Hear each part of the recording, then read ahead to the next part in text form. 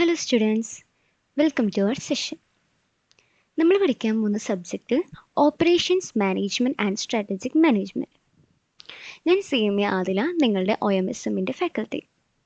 So ഈ ഒരു സബ്ജക്റ്റിൽ നമുക്ക് ആക്ച്വലി 2 പാർട്സ് ആണ് ഉള്ളത് അല്ലേ.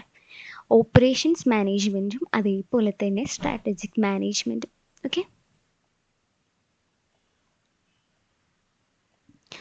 ഓക്കെ സോ ഈ ഒരു സബ്ജക്റ്റിനെ പറ്റി പറയുകയാണെന്നുണ്ടെങ്കിൽ അത്യാവശ്യം എളുപ്പമുള്ളൊരു സബ്ജക്റ്റാണ് കേട്ടോ. നിങ്ങളുടെ ഇൻ്ററിൽ നിങ്ങൾക്ക് ഏറ്റവും അധികം അഗ്രിഗേറ്റ് മാർക്ക് മേടിക്കാൻ പറ്റിയിട്ടുള്ള ഒരു സബ്ജക്റ്റാണ് OMSM എന്ന് പറയുന്നത്. സോ ഇതിൽ 2 പാർട്സാണ് ഉള്ളത് അല്ലേ.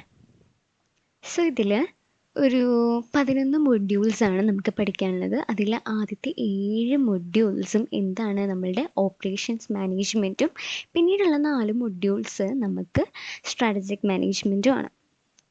ഇതിൽ നമ്മളുടെ ഓപ്പറേഷൻസ് മാനേജ്മെൻറ്റിന് 16% ആണ് ഒരു വെയിറ്റേജ് ആൻഡ് സ്ട്രാറ്റജിക് മാനേജ്മെൻറ്റ് 40% ആണ്.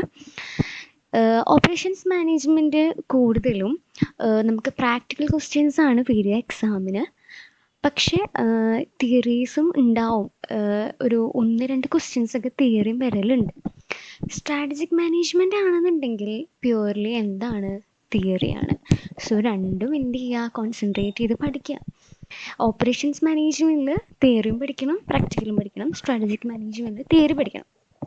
രണ്ടും നമ്മളെ ക്വസ്റ്റ്യൻ പേപ്പറിൽ ഉള്ള ആ ഒരു വെയിറ്റേജ് ഒക്കെ ഫോക്കസ് ചെയ്ത് പഠിച്ചു കഴിഞ്ഞാൽ എങ്ങനെ പോയാലും നമുക്ക് ഒരു 60 above മാർക്സ് നമുക്ക് ഇതിന് സ്കോർ ചെയ്യാൻ പറ്റും.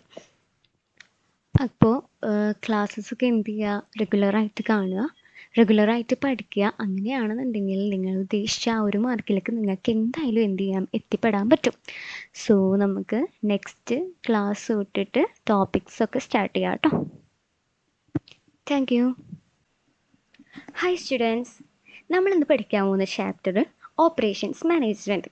ഓക്കെ, നിങ്ങൾ കേട്ടിട്ടുണ്ടാവില്ലേ, ഓപ്പറേഷൻസും അതേപോലെ തന്നെ മാനേജ്മെൻറ്റ് എന്നൊക്കെ കേട്ടിട്ടുണ്ടാവില്ലേ. സോ നിങ്ങൾക്കറിയോ എന്താണ് ഓപ്പറേഷൻസ് എന്ന്?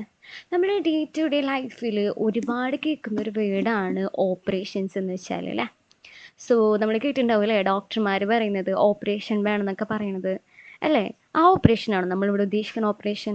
അല്ലെങ്കിൽ ഇപ്പം നമ്മുടെ മാത്സ് ടീച്ചർമാർ കൂടുതലും പറഞ്ഞു കേട്ടിട്ടുണ്ട് എന്ത്, ആൾജിബ്രിക്കൽ ആയിട്ടുള്ള ഓപ്പറേഷൻസ്, A+B ഹോൾ സ്ക്വയർ, ആ ഓപ്പറേഷൻസ് ആണ് ഇവിടെ ഉദ്ദേശിക്കുന്നത്. അല്ലെങ്കിൽ നമ്മളുടെ മിലിറ്ററി പരമായിട്ട് ഓപ്പറേഷൻസ് പറയില്ലേ, ഓപ്പറേഷൻ സിന്ദൂർ എന്നൊക്കെ പറഞ്ഞിട്ട്, ആ ഓപ്പറേഷൻസ് ആണോ നമ്മളിവിടെ ഉദ്ദേശിക്കുന്നത്. ഇങ്ങനെ പല ഓപ്പറേഷൻസും നമ്മൾ ഡേ ടു ഡേ ലൈഫിൽ കേൾക്കുന്നുണ്ട് അല്ലേ. സോ ആ ഓപ്പറേഷനല്ല നമ്മളിവിടെ ഉദ്ദേശിക്കുന്നത്. ഇവിടെ നമ്മൾ ഉദ്ദേശിക്കുന്ന ഓപ്പറേഷൻസ് എന്ന് വെച്ച് കഴിഞ്ഞാൽ the operations in the business. നമ്മുടെ ബിസിനസ്സിനകത്ത് നടക്കുന്ന ഓപ്പറേഷൻസിനെയാണ് നമ്മൾ ഇവിടെ ഉദ്ദേശിക്കുന്ന ഓപ്പറേഷൻസ് എന്ന് പറയുന്നത്. സോ ബിസിനസ്സിനകത്ത് നടക്കുന്ന ഓപ്പറേഷൻസ് എന്ന് വെച്ചാൽ എന്താണ്, ഡേ ടു ഡേ ആക്ടിവിറ്റി. നമ്മളുടെ ബിസിനസ്സിനകത്ത് എന്തൊക്കെയാണ് നമ്മൾ ഡെയിലി നടത്തുന്ന ആക്ടിവിറ്റീസ്, ഡേ ടു ഡേ ആയിട്ട് റിക്കറിങ് ആയിട്ട് റെഗുലറായിട്ട് നടക്കുന്ന ആക്ടിവിറ്റീസ്, അതിനെയാണ് നമ്മൾ എന്തെന്ന് പറയുന്നത്, ഓപ്പറേഷൻസ് എന്ന് പറയുന്നത്. എന്ന് വെച്ച് കഴിഞ്ഞാൽ നമ്മൾ എന്ത് ചെയ്യുന്നു, റോ മെറ്റീരിയൽസ് ഒക്കെ പർച്ചേസ് ചെയ്ത് നമ്മൾ അതിനെ എന്ത് ചെയ്യുന്നു, ഫിനിഷ്ഡ് പ്രൊഡക്ട്സ് അല്ലെന്നുണ്ടെങ്കിൽ ഒരു സർവീസിലോട്ട് കൺവേർട്ട് ചെയ്യുന്നു അല്ലേ. സോ എന്നിട്ട് നമ്മൾ എന്ത് ചെയ്യുന്നു, നമ്മളുടെ കസ്റ്റമേഴ്സിലോട്ട് ആ ഒരു ഗുഡ്സ് അല്ലെങ്കിൽ ആ ഒരു സർവീസ് എത്തിക്കുന്നു. ഇതിനെയാണ് നമ്മളിവിടെ ഓപ്പറേഷൻസ് എന്ന് പറയുന്നത്. എന്ന് വെച്ച് കഴിഞ്ഞാൽ നമ്മുടെ ബിസിനസ്സിൽ നമ്മൾ ഡേ ടു ഡേ ആയിട്ട് നടക്കുന്ന പല ആക്ടിവിറ്റീസും, റിക്കറിങ് ആയിട്ട് നടക്കുന്ന ആക്ടിവിറ്റീസ്, നമ്മൾ റോ മെറ്റീരിയൽസ് പർച്ചേസ് ചെയ്ത് നമ്മൾ അതിനെ കൺവേർട്ട് ചെയ്ത് എന്തിലോട്ട് കൺവേർട്ട് ചെയ്യാണ്, നമ്മൾ പ്രൊഡക്റ്റിലോട്ടോ അതേപോലത്തെ ഫിനിഷ്ഡ് സർവീസസിലോട്ടൊക്കെ നമ്മൾ കൺവേർട്ട് ചെയ്ത് നമ്മൾ കസ്റ്റമേഴ്സിലോട്ട് എത്തിക്കുന്നു. അതിനെയാണ് നമ്മൾ എന്തെന്ന് പറയുന്നത്, ഓപ്പറേഷൻസ് എന്ന് പറയുന്നത്. സോ നമുക്ക് 1-2 എക്സാമ്പിൾസ് നോക്കാം കേട്ടോ ഓപ്പറേഷൻസിൻ്റെ. സോ ഇവിടെ നോക്കിയാൽ നമുക്ക് കാണാൻ പറ്റൂല്ലേ, ഇതുണ്ടോ, ഒരു മൊബൈൽ ഫോണാണല്ലേ. ഒരു മൊബൈൽ ഫോണ് മാനുഫാക്ചറിങ് ഓർഗനൈസേഷനിൽ നടക്കുന്ന ആ ഒരു ഓപ്പറേഷൻസ് എന്തായിരിക്കും, അതിന് നമ്മൾ എന്ത് ചെയ്യണം, മൊബൈൽ ഫോൺ ഉണ്ടാക്കാനുള്ള ഇൻപുട്സ് ആവശ്യമാണല്ലോ. എന്തൊക്കെ ചിപ്സ് വേണം, അതേപോലെ തന്നെ ചിപ്സ് എന്ന് വെച്ചാൽ നമ്മൾ തിന്ന ചിപ്സ് അല്ല കേട്ടോ, നമ്മൾക്ക് ഫോണിൽ നമ്മൾ യൂസ് ചെയ്യുന്ന ചിപ്സ് ഇല്ലേ, ആ ചിപ്സ്. അതേപോലെ തന്നെ മദർ ബോർഡ് വേണം, അതേപോലെ ബാറ്ററി വേണം, അതേപോലെ ക്യാമറ, അതുപോലെയുള്ള പലതരം ഇൻപുട്സ് നമുക്ക് എന്ത് വേണം, ആവശ്യമാണ്. ഇങ്ങനെയൊരു മൊബൈൽ ഫോൺ നിർമ്മിക്കാൻ വേണ്ടി ആവശ്യമാണ്. എന്നിട്ട് എന്ത് ചെയ്യണം, നമ്മളതിനെ കൺവേർട്ട് ചെയ്യണം. കൺവേർട്ട് ചെയ്യാന്ന് വെച്ചാൽ എന്താ, അതിൻ്റെ ഈ പറയുന്ന ചിപ്സ് അതേപോലെ മദർ ബോർഡൊക്കെ നമ്മൾ എവിടെയാണോ അതിനനുസരിച്ച് അസംബിൾ ചെയ്ത് അതിനെ മൗണ്ട് ചെയ്ത് ദെൻ നമ്മൾ അതിൻ്റെ പെർഫോമൻസ് കറക്റ്റായിട്ട് ടെസ്റ്റ് ചെയ്തിട്ട് ക്വാളിറ്റി ചെക്ക് അതേപോലെ മെയിൻ്റെനൻസ് ഇതിലൂടെ നമ്മൾ എന്ത് ചെയ്യുന്നു, അതിനെ കൺവേർട്ട് ചെയ്യുക. എന്താക്കി കൺവേർട്ട് ചെയ്യുക, മൊബൈൽ ഫോണായിട്ട്. അതായത് ഫുള്ളി അസംബിൾഡ് ആയിട്ടുള്ള ഒരു സ്മാർട്ട് ഫോണായിട്ട് നമ്മൾ എന്ത് ചെയ്യാണ്, നമ്മളതിനെ കൺവേർട്ട് ചെയ്യാണ്. അങ്ങനെ എന്താ, it's ready for packing and distribution to the customers. Okay, അപ്പോൾ നിങ്ങൾക്കൊരു ഏറെക്കുറെ ഐഡിയ കിട്ടിയിട്ടുണ്ടാവില്ല എന്താണ് ഓപ്പറേഷൻസ് എന്ന്. അതേപോലെ 1-2 എക്സാമ്പിൾസും കൂടി നോക്കാം. ഇപ്പോൾ നെറ്റ്ഫ്ലിക്സ് നമുക്ക് എല്ലാവർക്കും അറിയുന്ന ഒന്നാണല്ലേ. എന്ന് വെച്ചാൽ നമ്മൾ കൂടുതലും മൂവീസ് കാണാനും അതേപോലെ തന്നെ സീരീസ് കാണാനൊക്കെ മിക്ക കാര്യങ്ങളിലും നമ്മൾ യൂസ് ചെയ്യുന്നത് എന്താണ്, നെറ്റ്ഫ്ലിക്സ് ആണല്ലേ.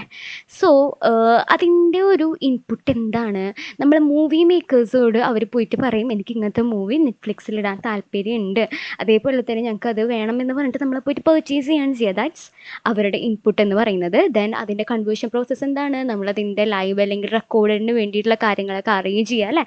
അതേപോലെ തന്നെ നമ്മൾ അതിൽ നിന്ന് കിട്ടുന്ന ആ ഒരു പ്രൊഡക്റ്റ് അല്ലെങ്കിൽ ആ സർവീസ് എന്താണ്, നമുക്കതിനുള്ള സ്മൂത്ത് സ്ട്രീമിങ് എക്സ്പീരിയൻസ് എന്ത് ചെയ്യും കിട്ടും.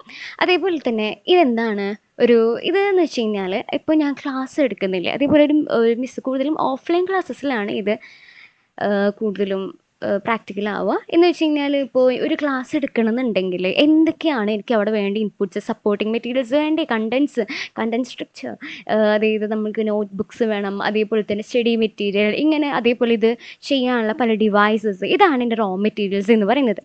അതിനെ കൺവേർട്ട് ചെയ്യുക എന്ന് പറയുന്നത് എന്തൊക്കെയുണ്ട്, ടീച്ചിങ് സെഷൻ നടത്തും, അതേപോലെ മറ്റു പല ആക്ടിവിറ്റീസൊക്കെ കണ്ടക്ട് ചെയ്യുക അല്ലേ.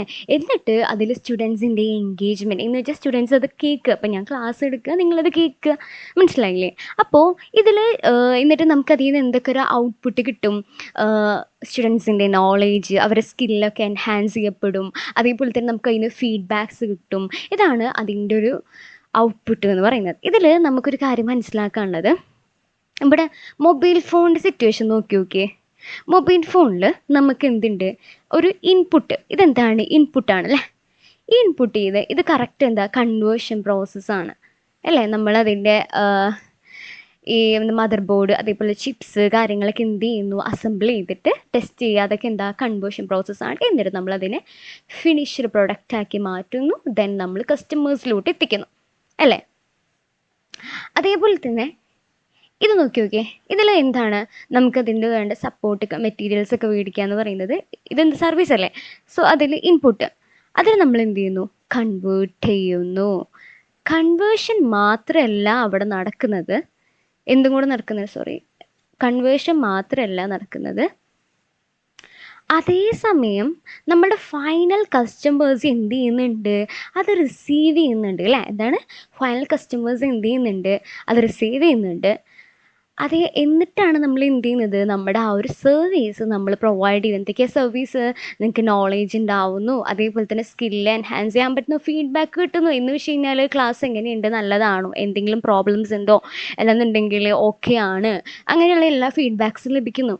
സോ നമ്മളുടെ പ്രൊഡക്റ്റിലായാലും സർവീസസിലായാലും ഈ രണ്ടാമത്തെ സ്റ്റെപ്പ് കൺവേർഷൻ പ്രോസസ്സിൽ, പ്രൊഡക്റ്റിലാണെന്നുണ്ടെങ്കിൽ ജസ്റ്റ് കൺവേർഷനാണ് നടക്കുക, എന്ന് വെച്ച് കഴിഞ്ഞാൽ ഫിസിക്കൽ കൺവേർഷനാണ് നടക്കുക.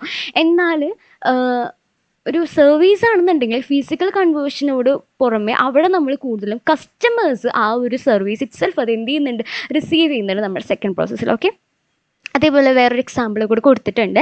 നമ്മളിപ്പോൾ ഇതെന്താണ്, നമ്മുടെ ടെക്സ്റ്റ് ബുക്ക്, നിങ്ങളുടെ ഇപ്പോൾ OPM ടെക്സ്റ്റ് ബുക്കാണെന്ന് വിചാരിക്കാം. ഓക്കെ, സോ അതിൽ നിന്ന് എന്തൊക്കെ ഇൻപുട്സ്, അങ്ങനെ ടെക്സ്റ്റ് ബുക്ക് ഉണ്ടാക്കാൻ വേണ്ടിയിട്ട് പേപ്പേഴ്സ് ആവശ്യമായി വന്നിട്ടുണ്ടാവും, ഇങ്ക് വേണ്ടി വരും അല്ലേ. പിന്നെ നിങ്ങൾ അതിനെ എങ്ങനെയാണ് ഒരു കൺവേർഷൻ പ്രോസസ്സ് എന്ന് പറയുന്നത്, അതിനെ ബുക്കാക്കി മാറ്റി അതിനകത്ത് കണ്ടൻസ് ആക്കണം, അതേപോലെ ക്രിയേഷൻസ്, പ്രിൻറ്റിങ്, അങ്ങനെ പല പല പ്രോസസ്സ് ഉണ്ട്. അതിലൂടെ ആ ഒരു പ്രിൻറ്റഡ് ആയിട്ടുള്ള നിങ്ങളുടെ OPM ബുക്ക് എന്ത് ചെയ്യുന്നുണ്ട്, OMSMൻ്റെ ബുക്ക് നിങ്ങൾക്ക് കിട്ടുന്നുണ്ട്, provided to that students. Okay, ഇതാണ് നമ്മളുടെ എന്തിൻ്റെ എക്സാമ്പിൾ, ഓപ്പറേഷൻസിൻ്റെ എക്സാമ്പിൾ. ഇതിൽ നിന്ന് നിങ്ങൾക്ക് ഓപ്പറേഷൻസ് എന്താണെന്ന് നല്ലൊരു ഐഡിയ കിട്ടിയിട്ടുണ്ടാവും എന്ന് വിചാരിക്കണം കേട്ടോ. ഇത് നോക്കിയേ, ഞാൻ പറഞ്ഞിട്ടുണ്ടായിരുന്നില്ലേ കൺവേർഷൻ പ്രോസസ്സ്. യെസ്, നമ്മൾ കൺവേർഷൻ ത്രൂ പ്രോസസ്സിൽ ഗുഡ്സ് ആണെന്നുണ്ടെങ്കിൽ എന്താണ്, physical transformation of the raw materials into എന്താണ്, ഫിനിഷ്ഡ് ഗുഡ്സ്. ഓക്കെ, അതേപോലെ തന്നെ സർവീസ് ആണെന്നുണ്ടെങ്കിൽ ആ ഒരു സർവീസിന് ഇറ്റ് സെൽഫ് നമ്മൾ എന്ത് ചെയ്യുന്നുണ്ട്, ആ കൺവേർഷൻ പ്രോസസ്സിൽ ഡെലിവറി ചെയ്യുന്നുണ്ട്. അതിലൂടെ നമുക്ക് ആ ഡിസൈർഡ് ഔട്ട്കം അല്ലെങ്കിൽ ഇമ്പാക്റ്റ് ഓൺ ദ റെസിപ്പിയൻ്റ് ഉണ്ടാവും ചെയ്യുന്നുണ്ട്. ഓക്കെ, സോ ഇപ്പോൾ നിങ്ങൾക്ക് ഒരു ഐഡിയ കിട്ടിയിട്ടുണ്ടാവില്ലേ എന്താണ് ഓപ്പറേഷൻസ് എന്ന്. സോ നമ്മൾ ഇതിൽ ഫസ്റ്റ് ടോപ്പിക്കിൽ തന്നെ വരാം. ഓപ്പറേഷൻസ് എന്താണെന്നുള്ള നല്ല ഐഡിയ കിട്ടിയിട്ടുണ്ടാവില്ലേ. ഇനി നമുക്ക് നെക്സ്റ്റ് എന്ന് പറയുന്നത് മാനേജ്മെൻ്റ് ആണ്. മാനേജ് ചെയ്യുക, ഓപ്പറേഷൻസിൻ്റെ അകത്ത് തന്നെ എല്ലാം ഉണ്ട് അല്ലേ. റോ മെറ്റീരിയൽസ് പർച്ചേസ് ചെയ്ത് അതിനെ കൺവേർട്ട് ചെയ്ത് ഫിനിഷ്ഡ് ഗുഡ്സോ സർവീസ് ആക്കി മാറ്റി കസ്റ്റമേഴ്സിലോട്ട് പ്രൊവൈഡ് ചെയ്യുന്ന എല്ലാ പ്രോസസ്സും ഓപ്പറേഷൻസിനകത്തുണ്ട്. പിന്നെ മാനേജ്മെൻറ്റ് ആവശ്യം എന്താ, what is the relevance of management. Management എന്ന് വെച്ച് കഴിഞ്ഞാൽ ഇപ്പോൾ ഒരു എക്സാമ്പിളിലൂടെ പറഞ്ഞുതരാം. നിങ്ങളെല്ലാവരും CMA ഇൻ്റർ പഠിക്കുന്ന സ്റ്റുഡൻസ് ആണല്ലേ. നിങ്ങളുടെ ക്ലാസ്സുകളെല്ലാം തീർന്നു കഴിഞ്ഞ് ഏകദേശം ഒരു മാസം അല്ലെങ്കിൽ 1.5 മാസമായിരിക്കും നിങ്ങൾക്ക് എന്ത് കിട്ടുക, സ്റ്റഡി ലീവ് കിട്ടുക. സോ ഈ സ്റ്റഡി ലീവും കഴിഞ്ഞ് നിങ്ങൾ എക്സാം എഴുതാൻ പോകണം. സോ നിങ്ങൾക്ക് ചെയ്യാൻ പറ്റുന്നത് എന്താ, നിങ്ങൾ പഠിക്കുക എന്നുള്ളതാണ്. സോ അത് നിങ്ങൾ ഒരു കറക്റ്റ് പ്ലാനിങ്ങോ ഒരു കാര്യങ്ങളും ഇല്ലാതെ നിങ്ങൾക്ക് തോന്നുന്ന സമയത്ത് നിങ്ങൾ പഠിക്കുക. അതേപോലെ തന്നെ വേണമെങ്കിൽ മാത്രം ക്വസ്റ്റ്യൻ പേപ്പേഴ്സ് ചെയ്യുക.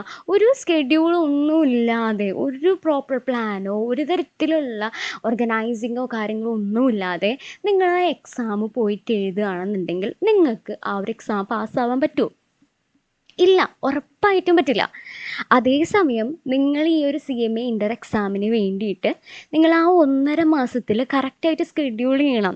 ഞാൻ ഏതൊക്കെ പോർഷൻസാണ് പഠിക്കേണ്ടത്, അതിന് ഞാൻ ആരുടെയൊക്കെ ക്ലാസ് പർച്ചേസ് ചെയ്തിട്ടുണ്ടാവുമല്ലോ നോർമലി. അപ്പോൾ അതിന് എനിക്ക് ഇനി ആരുടെയെങ്കിലും ക്ലാസ്സസൊക്കെ പർച്ചേസ് ചെയ്യണോ, അതേപോലെ തന്നെ എപ്പോഴാണ് ഞാൻ ഇനി ക്ലാസ് കേൾക്കേണ്ടത്, എപ്പോഴാണ് ഞാൻ അത് പഠിക്കേണ്ടത്, ഇനി ക്വസ്റ്റ്യൻ പേപ്പേഴ്സ് ചെയ്യണോ, അങ്ങനെയുള്ള എല്ലാ കാര്യങ്ങളും പ്ലാൻ ചെയ്ത് അതിനാവശ്യമായിട്ടുള്ള സാധനങ്ങളെല്ലാം ഓർഗനൈസ് ചെയ്ത് അതിനെ നമ്മൾ ഇംപ്ലിമെൻ്റ് ചെയ്യാനുള്ള എല്ലാ കാര്യങ്ങളും ചെയ്ത് ഇനി എനിക്ക് ചെയ്യാൻ പറ്റിയിട്ടില്ലേ, ഞാൻ ആ പോർഷൻസ് കവർ ചെയ്യുന്നില്ലേ എന്ന് മനസ്സിലാക്കി അതിന് വേണ്ടി ഇനി റീപ്ലാൻ നടത്തുക. അതേപോലെ തന്നെ അതിന് വേണ്ടിയിട്ടുള്ള മെഷേഴ്സൊക്കെ എടുക്കുക. ഇതൊക്കെ കറക്റ്റായിട്ട് ചെയ്ത ഒരു കുട്ടിയെ സംബന്ധിച്ചിടത്തോളം അവൻക്ക് എന്ത് ചെയ്യാൻ പറ്റും, ആ ഒരു ഇൻ്റർമീഡിയറ്റ് എക്സാം പാസ്സാവാൻ പറ്റും. അപ്പോൾ ഇതാണ് റെലവൻസ്. ഇപ്പോൾ നമ്മുടെ ബിസിനസ് പെർസ്പെക്റ്റീവിൽ വരികയാണെന്നുണ്ടെങ്കിൽ ബിസിനസ്സിൽ ഒരുപാട് പെർഫോമൻസ് പല ഓപ്പറേഷൻസ് നടക്കുന്നുണ്ട് അല്ലേ. ഈ ഒരു ഓപ്പറേഷൻസ് നമ്മൾ റോ മെറ്റീരിയൽസ് പർച്ചേസ് ചെയ്ത് നമ്മൾ എന്നിട്ട് കൺവേർട്ട് ചെയ്ത് ഫിനിഷ്ഡ് പ്രൊഡക്റ്റോ സർവീസാക്കി മാറ്റി കസ്റ്റമേഴ്സിനോട് കൊടുക്കുന്നു.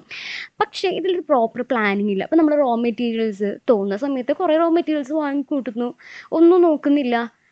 അങ്ങനെയാണെന്നുണ്ടെങ്കിൽ നമ്മുടെ ഫുൾ ഓപ്പറേഷൻസ് ശരിയാവില്ല. മനസ്സിലായില്ലേ?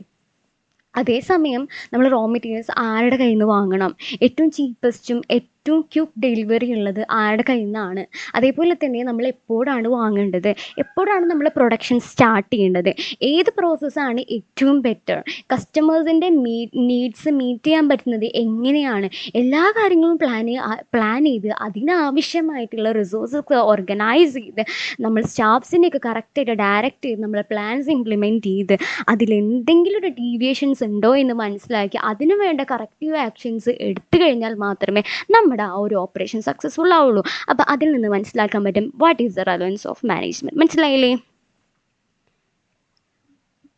സോ അപ്പോൾ എന്താണ് മാനേജ്മെൻറ്റ് എന്ന് വെച്ച് കഴിഞ്ഞാൽ process of getting things dones in a way to achieve the goals and proper utilization of resources. എന്ന് വെച്ച് കഴിഞ്ഞാൽ എന്താണ്, നമ്മുടെ ഗോൾസ് അച്ചീവ് ചെയ്യാനും അതേപോലെ തന്നെ നമ്മൾ റിസോഴ്സസിൻ്റെ പ്രോപ്പർ യൂട്ടിലൈസേഷന് വേണ്ടിയിട്ട് എങ്ങനെ ആ കാര്യങ്ങൾ ചെയ്തെടുക്കാം, ഇതിനകത്തുള്ള പല പ്രോസസ്സിനെ ഏത് രീതിയിൽ ചെയ്തെടുക്കാം എന്ന് നമ്മൾ ഡിസൈഡ് ചെയ്യുന്ന അല്ലെങ്കിൽ ആ ഒരു പ്രോസസ്സിനെയാണ് നമ്മൾ എന്തെന്ന് പറയുന്നത്, മാനേജ്മെൻറ്റ് എന്ന് പറയുന്നത്. മാനേജ്മെൻറ്റ് ചെയ്യുക എന്ന് പറയുന്നതിൽ നമുക്കൊരു 5 സ്റ്റെപ്സാണ് പറയാനുള്ളത്. എന്തൊക്കെയാണ്? Plan, organise, staff, direct, control. Okay, plan എന്ന് വെച്ചാൽ എന്താണ്, നമ്മൾ എന്താണ് തീരുമാനിക്കുക, ഹൗ അതേപോലെ തന്നെ വാട്ട്, ഈ 2 കാര്യങ്ങളാണ് നമ്മൾ തീരുമാനിക്കുക.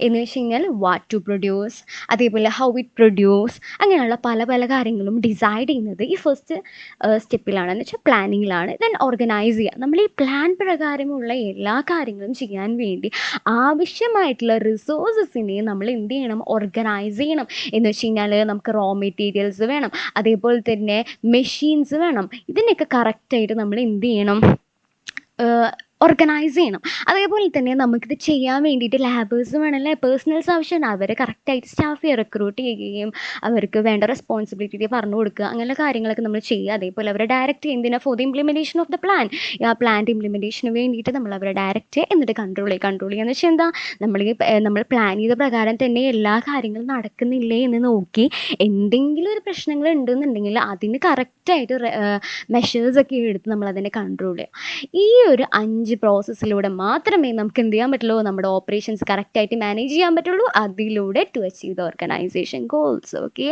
So the 5 steps that contains in the management. Yeah. Through this, we can achieve the management in efficiency and effectiveness in the business. Okay, നമ്മുടെ ബിസിനസ്സിൻ്റെ എഫക്റ്റീവ്നെസ്സും അതേപോലെ തന്നെ എഫിഷ്യൻസീസും അച്ചീവ് ചെയ്യാൻ നമുക്ക് ഈ ഒരു 5 സ്റ്റെപ്സ് നമുക്ക് ആവശ്യമാണ്. അതാണ് നമ്മുടെ മാനേജ്മെൻറ്റ് എന്ന് പറയുന്നത്. സോ ഇപ്പോൾ മനസ്സിലായിട്ടുണ്ടാവില്ലേ എന്താണ് ഓപ്പറേഷൻസ് മാനേജ്മെൻറ്റ് എന്ന്, ഒരു ഐഡിയ കിട്ടിയിട്ടുണ്ടാവില്ലേ എല്ലാവർക്കും? സോ നമുക്കിവിടെ ഒരു ഡെഫിനിഷൻ പ്രൊവൈഡ് ചെയ്തിട്ടുണ്ട്. What is operations management? Operations management it includes, എന്താണ് എൻകംപസ് എന്ന് വെച്ചാൽ എന്താണ്, it includes the management of all the organisation activities എന്തൊക്കെയാണ്? That's acquire the raw materials, അതായത് ഇൻപുട്സ്, അതേപോലെ അതിൻ്റെ പ്രോസസ്, ദാറ്റ് മീൻസ് അതിനെ കൺവേർട്ട് ചെയ്യുക to the consumable product or services as required to, എന്തിനാണ് required to meet the needs of the end customers. ഇതാണ് നമ്മളുടെ operations management. Okay, next എന്താ നോക്കാനുള്ളത്? Y operations management, എന്തിനാണ് നമ്മൾ ഓപ്പറേഷൻസ് മാനേജ് ചെയ്യുന്നത്? What is the need or objective of the operations management? അതന്നെ നമ്മൾ നേരത്തെ പറഞ്ഞിട്ടുണ്ടായിരുന്നില്ല, ഒരു എക്സാമ്പിളൊക്കെ പറഞ്ഞ CMA ഇൻ്റർ പാസ്സാവാൻ വേണ്ടിയിട്ട് നമ്മൾ എന്തൊക്കെ കാര്യങ്ങൾ ചെയ്യണം, എന്നാലേ നമുക്ക് എന്ത് ചെയ്യാൻ പറ്റുള്ളൂ, അങ്ങനെ കറക്റ്റ് മാനേജ് ചെയ്താലേ ഗോൾ അച്ചീവ് ചെയ്യാൻ പറ്റുള്ളൂ. ഒരു ഓർഗനൈസേഷൻ പെർസ്പെക്റ്റീവ് നോക്കുകയാണെന്നുണ്ടെങ്കിലും ഇതേപോലെ റോ മെറ്റീരിയൽസിൻ്റെ കാര്യങ്ങൾ പ്ലാൻ ചെയ്യുകയും എല്ലാം കറക്റ്റായിട്ട് മാനേജ് ചെയ്താൽ മാത്രമേ ഓർഗനൈസേഷൻ ഗോൾസ് അച്ചീവ് ചെയ്യാൻ പറ്റുള്ളൂ. തന്നെയാണ് നമ്മളുടെ needs or objective of the operations management. നോക്കി ഓർഗനൈസേഷൻസ് അവരുടെ ഓപ്പറേഷൻസ് എന്ത് ചെയ്യുന്നു, മാനേജ് ചെയ്യുന്നത് എന്തിന്? ടു അച്ചീവ് ദി ഗോൾസ് എന്ന് വെച്ചാൽ എന്താണ്? To meet the needs of the end customers. ഒരുപാട് മുമ്പൊക്കെ ഓർഗനൈസേഷൻസിന് ഗോൾ എന്ന് പറയുന്നത് അവർ കൂടുതലും എന്തായിരുന്നു, പ്രോഫിറ്റ് മോട്ടീവ് ആയിരുന്നു അല്ലേ. പിന്നീട് പല സ്റ്റഡീസ് കണ്ടക്ട് ചെയ്തതിന് ശേഷം മനസ്സിലായി പ്രോഫിറ്റ് മോട്ടീവായിട്ട് ഇരുന്ന് കഴിഞ്ഞാൽ അവർക്ക് കോമ്പറ്റേറ്റീവ് അഡ്വാൻറ്റേജ് ഒന്നും ലഭിക്കില്ല. അതേപോലെ തന്നെ അവർക്ക് ഷോർട്ട് ടേം ഒബ്ജക്റ്റീവ്സ് മാത്രമേ മീറ്റ് ചെയ്യാൻ പറ്റുള്ളൂ. പിന്നീട് സ്റ്റഡീസ് കണ്ടക്ട് ചെയ്ത് മനസ്സിലാക്കി നമ്മുടെ എൻഡ് കസ്റ്റമേഴ്സിൻ്റെ നീഡ്സ് മീറ്റ് ചെയ്യുകയാണെങ്കിൽ ലോങ് ടേം ഒബ്ജക്റ്റീവ്സ് അച്ചീവ് ചെയ്യാൻ പറ്റും. അങ്ങനെ നമ്മൾ ഓർഗനൈസേഷൻ ഗോൾസ് എന്തായി മാറി? To meet the needs of the end customers. Okay, so നമ്മളുടെ എൻഡ് കസ്റ്റമേഴ്സിൻ്റെ നീഡ്സ് ഒക്കെ എങ്ങനെയാണ് മീറ്റ് ചെയ്യുക? അവർക്ക് നല്ല കസ്റ്റമർ സർവീസ് കൊടുക്കുക, റിസോഴ്സസ് യൂട്ടിലൈസ് ചെയ്യുക. ഇതിലൂടെയാണ് നമ്മൾ എൻഡ് കസ്റ്റമേഴ്സിൻ്റെ നീഡ്സ് ഒക്കെ മീറ്റ് ചെയ്യുക. അത് തന്നെയാണ് നമ്മളുടെ ഓപ്പറേഷൻസ് മാനേജ്മെൻറ്റിൻ്റെ ഒബ്ജക്റ്റീവ് കേട്ടോ. സോ നമുക്കതൊന്ന് നോക്കാം അല്ലേ. കസ്റ്റമർ സർവീസ് നമ്മളുടെ ഫസ്റ്റ് ഒബ്ജക്റ്റീവ് എന്ത് തന്നെയാണ്? നമ്മുടെ കസ്റ്റമർ സർവീസ് ആണ് അല്ലേ. എന്ന് വെച്ച് കഴിഞ്ഞാൽ നമ്മളുടെ കസ്റ്റമർ വാണ്ട്സിനെ സാറ്റിസ്ഫൈ ചെയ്യുക എന്നുള്ളതാണ് നമ്മുടെ ഓപ്പറേഷൻസ് മാനേജ്മെൻറ്റ് ഫസ്റ്റ്, അതേപോലെ foremost objective. That means key ഒബ്ജക്റ്റീവും അത് തന്നെയാണ് അല്ലേ. ഓപ്പറേഷൻസ് മാനേജ്മെൻറ്റ് എങ്ങനെയായിരിക്കും? Must provide to a specific something to a specification which can satisfy the customers in terms of cost and timing. എന്ന് വെച്ച് കഴിഞ്ഞാൽ നമ്മുടെ കസ്റ്റമർ സർവീസസിന് ആക്ച്വലി 3 ആസ്പെക്ട്സ് ആണുള്ളത്. ഒന്ന് സ്പെസിഫിക്കേഷൻ, 2 കോസ്റ്റ്, അതേപോലെ ടൈമിങ്. ഇപ്പോൾ ഞാൻ ഒരു ടെക്സ്റ്റൈൽസിൽ പോയിട്ട് അവരോട് പറയുകയാണ് എനിക്കൊരു ചുരിദാർ വേണമെന്ന്. അതും ഏകദേശം ഞാൻ ഈ ഒരു റേഞ്ചിലുള്ള ഒരു 1000 റുപ്പീസിനുള്ള ഉള്ളിലുള്ള ഒരു ചുരിദാറാണ് നോക്കുന്നത്. അതേപോലെ തന്നെ എനിക്ക് ഇപ്പോൾ തന്നെ കിട്ടണം, മീൻസ് ഞാൻ വന്ന് എനിക്കിപ്പോൾ തന്നെ കിട്ടണം. ഓക്കെ, സോ ഞാൻ അങ്ങനെ വന്ന് അപ്പോൾ അവരെനിക്ക് എന്ത് കാണിച്ചു തന്നു? ഒരു സാരി കാണിച്ചു തന്നു. ഇതെടുത്തോളൂ മാം എന്ന് പറയാം. ഞാൻ എടുക്കുമോ? ഇല്ല. സോ എനിക്ക് ഏത് രീതിയിൽ വേണം? എൻ്റെ സ്പെസിഫിക്കേഷൻസ് മെറ്റ് ചെയ്യുന്ന രീതിയിലുള്ള പ്രൊഡക്ട്സ് വേണം. അതുമാത്രമല്ല കസ്റ്റമർ ഉദ്ദേശിച്ച ആ കോസ്റ്റിലും ആ ടൈമിങ്ങിലും അത് കൊടുക്കാൻ പറ്റണം അല്ലേ. അപ്പോൾ അത് തന്നെയാണ് നമ്മുടെ ഓപ്പറേഷൻസ് മാനേജ് ചെയ്യണം. അത് മാനേജ് ചെയ്യുന്നതിലൂടെ എന്ത് ചെയ്യണം? നമുക്ക് പ്രൊവൈഡ് ചെയ്യാൻ പറ്റും something to a specification and which shall satisfy ചെയ്യണം നമ്മുടെ കസ്റ്റമേഴ്സിൻ്റെ ഇൻ ടേംസ് ഓഫ് കോസ്റ്റ് ആവട്ടെ ടൈമിംഗ് ആവട്ടെ. ഓക്കെ അല്ലേ. അതുകൊണ്ട് തന്നെ നമ്മുടെ ഓപ്പറേഷൻസ് മാനേജ്മെൻറ്റിൻ്റെ പ്രൈമറി ഒബ്ജക്റ്റീവ്സ് എന്ത് തന്നെയാണ്? നമ്മുടെ റൈറ്റ് തിങ് റൈറ്റ് പ്രൈസിൽ റൈറ്റ് ടൈമിൽ കൊടുക്കുക. അല്ലേ? റൈറ്റ് തിങ് മീൻസ് നമ്മൾ ഉദ്ദേശിച്ച ആ സെയിം സ്പെസിഫിക്കേഷനിലെ സാധനം കൊടുക്കുക, അതും നമ്മൾ ഉദ്ദേശിച്ച ആ ഒരു പ്രൈസ് റേഞ്ചിൽ നമ്മളുടെ ആ ഒരു റൈറ്റ് ടൈമിൽ കൊടുക്കാൻ പറ്റുക. അതിലൂടെയാണ് നമുക്ക് എന്ത് ചെയ്യാൻ പറ്റും? കസ്റ്റമേഴ്സിനെ സാറ്റിസ്ഫൈ ചെയ്യാൻ പറ്റും അല്ലേ? സോ അതുകൊണ്ട് തന്നെയാണ് നമ്മളുടെ ഈ right thing at right price അതേപോലെ റൈറ്റ് ടൈം എന്ന് പറയുന്നത്. That is the principal source of the customer satisfaction. കസ്റ്റമേഴ്സിനെ സാറ്റിസ്ഫൈ ചെയ്യുന്ന ഒരു പ്രിൻസിപ്പൽ സോഴ്സ് തന്നെയാണ് ഇതെന്ന് പറയുന്നത്. അതുകൊണ്ട് തന്നെയാണ് എന്താണ് നമ്മൾ അതിലൂടെ നമുക്ക് കസ്റ്റമേഴ്സിനെ എന്ത് ചെയ്യാൻ പറ്റും? സാറ്റിസ്ഫൈ ചെയ്യാൻ പറ്റും. പിന്നെ നമ്മളിതിൽ ഒരു 3 ടേംസ് പറഞ്ഞിട്ടുണ്ടായിരുന്നു അല്ലേ? സ്പെസിഫിക്കേഷൻസ്, കോസ്റ്റ്, അതേപോലെ ടൈം.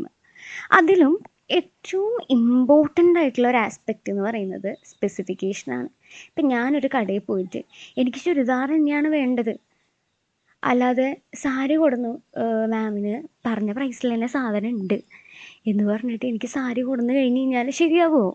ഇല്ലല്ലോ. എൻ്റെ സ്പെസിഫിക്കേഷനുള്ള സാധനം തന്നെ വേണം.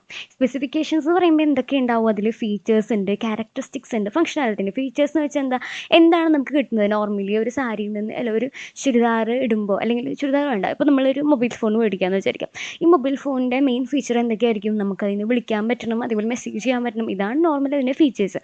ക്യാരക്ടറിസ്റ്റിക്സ് എന്താ? നമ്മൾ എന്ത് എക്സ്പെക്ട് ചെയ്യുന്നു? ഇപ്പോൾ നമ്മളൊരു ഐഫോൺ വാങ്ങുകയാണെങ്കിൽ നല്ല ക്വാളിറ്റിയുള്ള ഫോട്ടോസ് എടുക്കാം, ക്ലാരിറ്റി ഉള്ള ഫോട്ടോസ് എടുക്കാൻ പറ്റും. അതേപോലെ തന്നെ നമുക്ക് ഹാക്കിംഗ് ഒക്കെ കുറവായിരിക്കും, എനിക്കറിയില്ല, ഏകദേശം അതുപോലെ. ഓക്കെ, സോ അതൊക്കെയാണ് നമ്മൾ എക്സ്പെക്റ്റ് ചെയ്യുന്ന ക്യാരക്ടറിസ്റ്റിക്സ്. അതേപോലെ തന്നെ അതിൻ്റെ ഫങ്ഷനാലിറ്റി. എന്താണ് ഫങ്ഷനാലിറ്റി?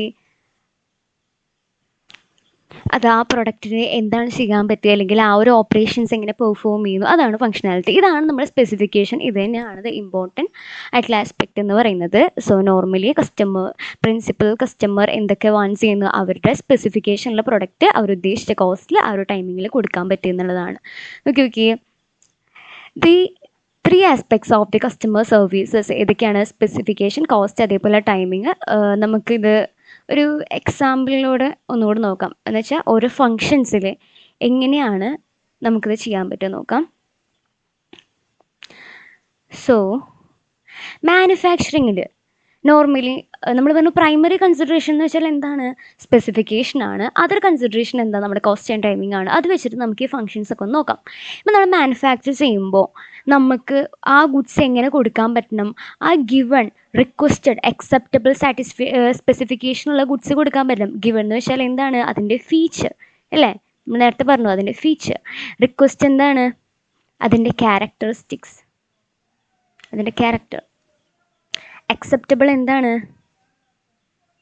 അതിൻ്റെ ഫങ്ഷനാലിറ്റി.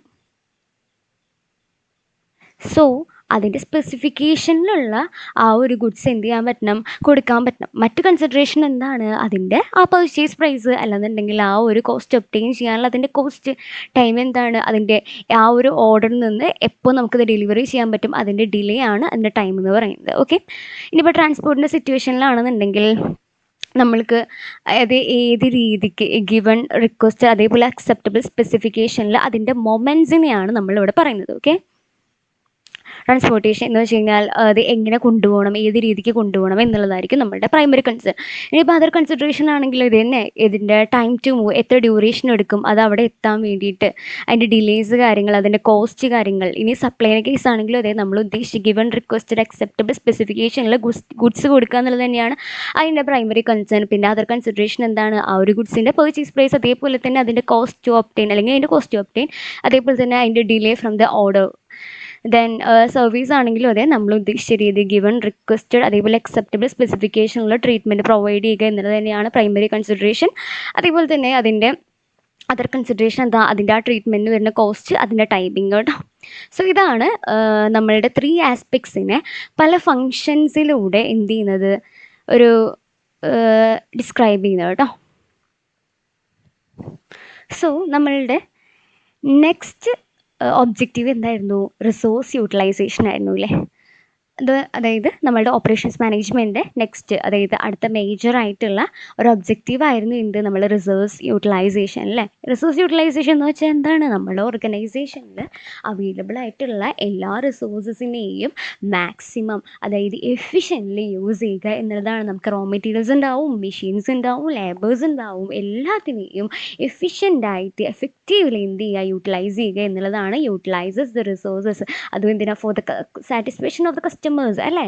സോ നമ്മൾ കസ്റ്റമർ സർവീസ് എന്ത് ചെയ്യണം, മസ്റ്റ് ബി പ്രൊവൈഡ് ചെയ്യണം with the achievement of effective operations. നമുക്ക് എഫക്റ്റീവ് ആയിട്ടുള്ള ഓപ്പറേഷൻസിലൂടെയാണ് നമുക്ക് എന്ത് ചെയ്യാൻ പറ്റുക, കസ്റ്റമർ സർവീസ് നമുക്ക് പ്രൊവൈഡ് ചെയ്തിരിക്കണം. അത് എങ്ങനെയാണ് ആ ഒരു എഫക്റ്റീവ് ഓപ്പറേഷൻസ് നമുക്ക് അച്ചീവ് ചെയ്യാൻ പറ്റുക, through efficient utilisation of the resources. Okay അല്ലേ. സോ ഇനിയിപ്പോൾ നമ്മൾ ഇന്നെഫിഷ്യൻ്റ് ആയിട്ടുള്ള യൂസ് ഓഫ് റിസോഴ്സ് എന്ന് വെച്ചാൽ റിസോഴ്സൊക്കെ തോന്നിയ പോലെയാണ് യൂസ് ചെയ്യുന്നത്. അതായത് കുറേ എന്താ പറയുക, നമ്മൾ ഇന്നെഫിഷ്യൻ്റ് ആയിട്ട് യൂസ് ചെയ്യുകയാണ്, അല്ലെങ്കിൽ അങ്ങനെ വരുമ്പോൾ എന്താ, ഇനാഡിക്വേറ്റ് ആയിട്ടുള്ള കസ്റ്റമർ സർവീസാണ്. അത് എന്തിലോട്ട് നയിക്കും, നമ്മുടെ ഓപ്പറേഷൻ സിസ്റ്റത്തിൻ്റെ കൊമേഴ്ഷ്യൽ ഫെയിലിയറിലോട്ട് എന്ത് ചെയ്യും, നയിക്കുന്നതാണ്. സോ അതുകൊണ്ട് തന്നെ നമ്മുടെ operations management concerned essentially with the utilisation of resources. Utilisation എന്ന് വെച്ചാൽ എന്താണ്, നമ്മുടെ maximum effect from the resources അല്ലേ.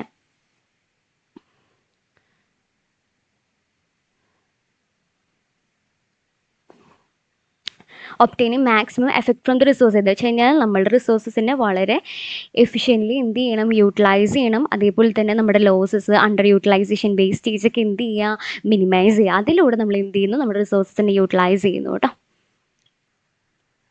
പിന്നെ the extent of utilisation of resources. ഈ റിസോഴ്സസിൻ്റെ യൂട്ടിലൈസേഷൻ്റെ എക്സ്റ്റെൻറ്റ് എത്രത്തോണ്ട് നമ്മൾ ആ ഒരു റിസോഴ്സിനെ യൂട്ടിലൈസ് ചെയ്തു എന്നുള്ളത് നമുക്ക് എന്ത് ചെയ്യാൻ പറ്റും, എക്സ്പ്രസ് ചെയ്യുന്നുണ്ട്. അല്ലെങ്കിൽ ഇൻ ടേംസ് ഓഫ് പല പ്രൊപ്പോർഷനിലും നമുക്കത് കാണിക്കാൻ പറ്റും.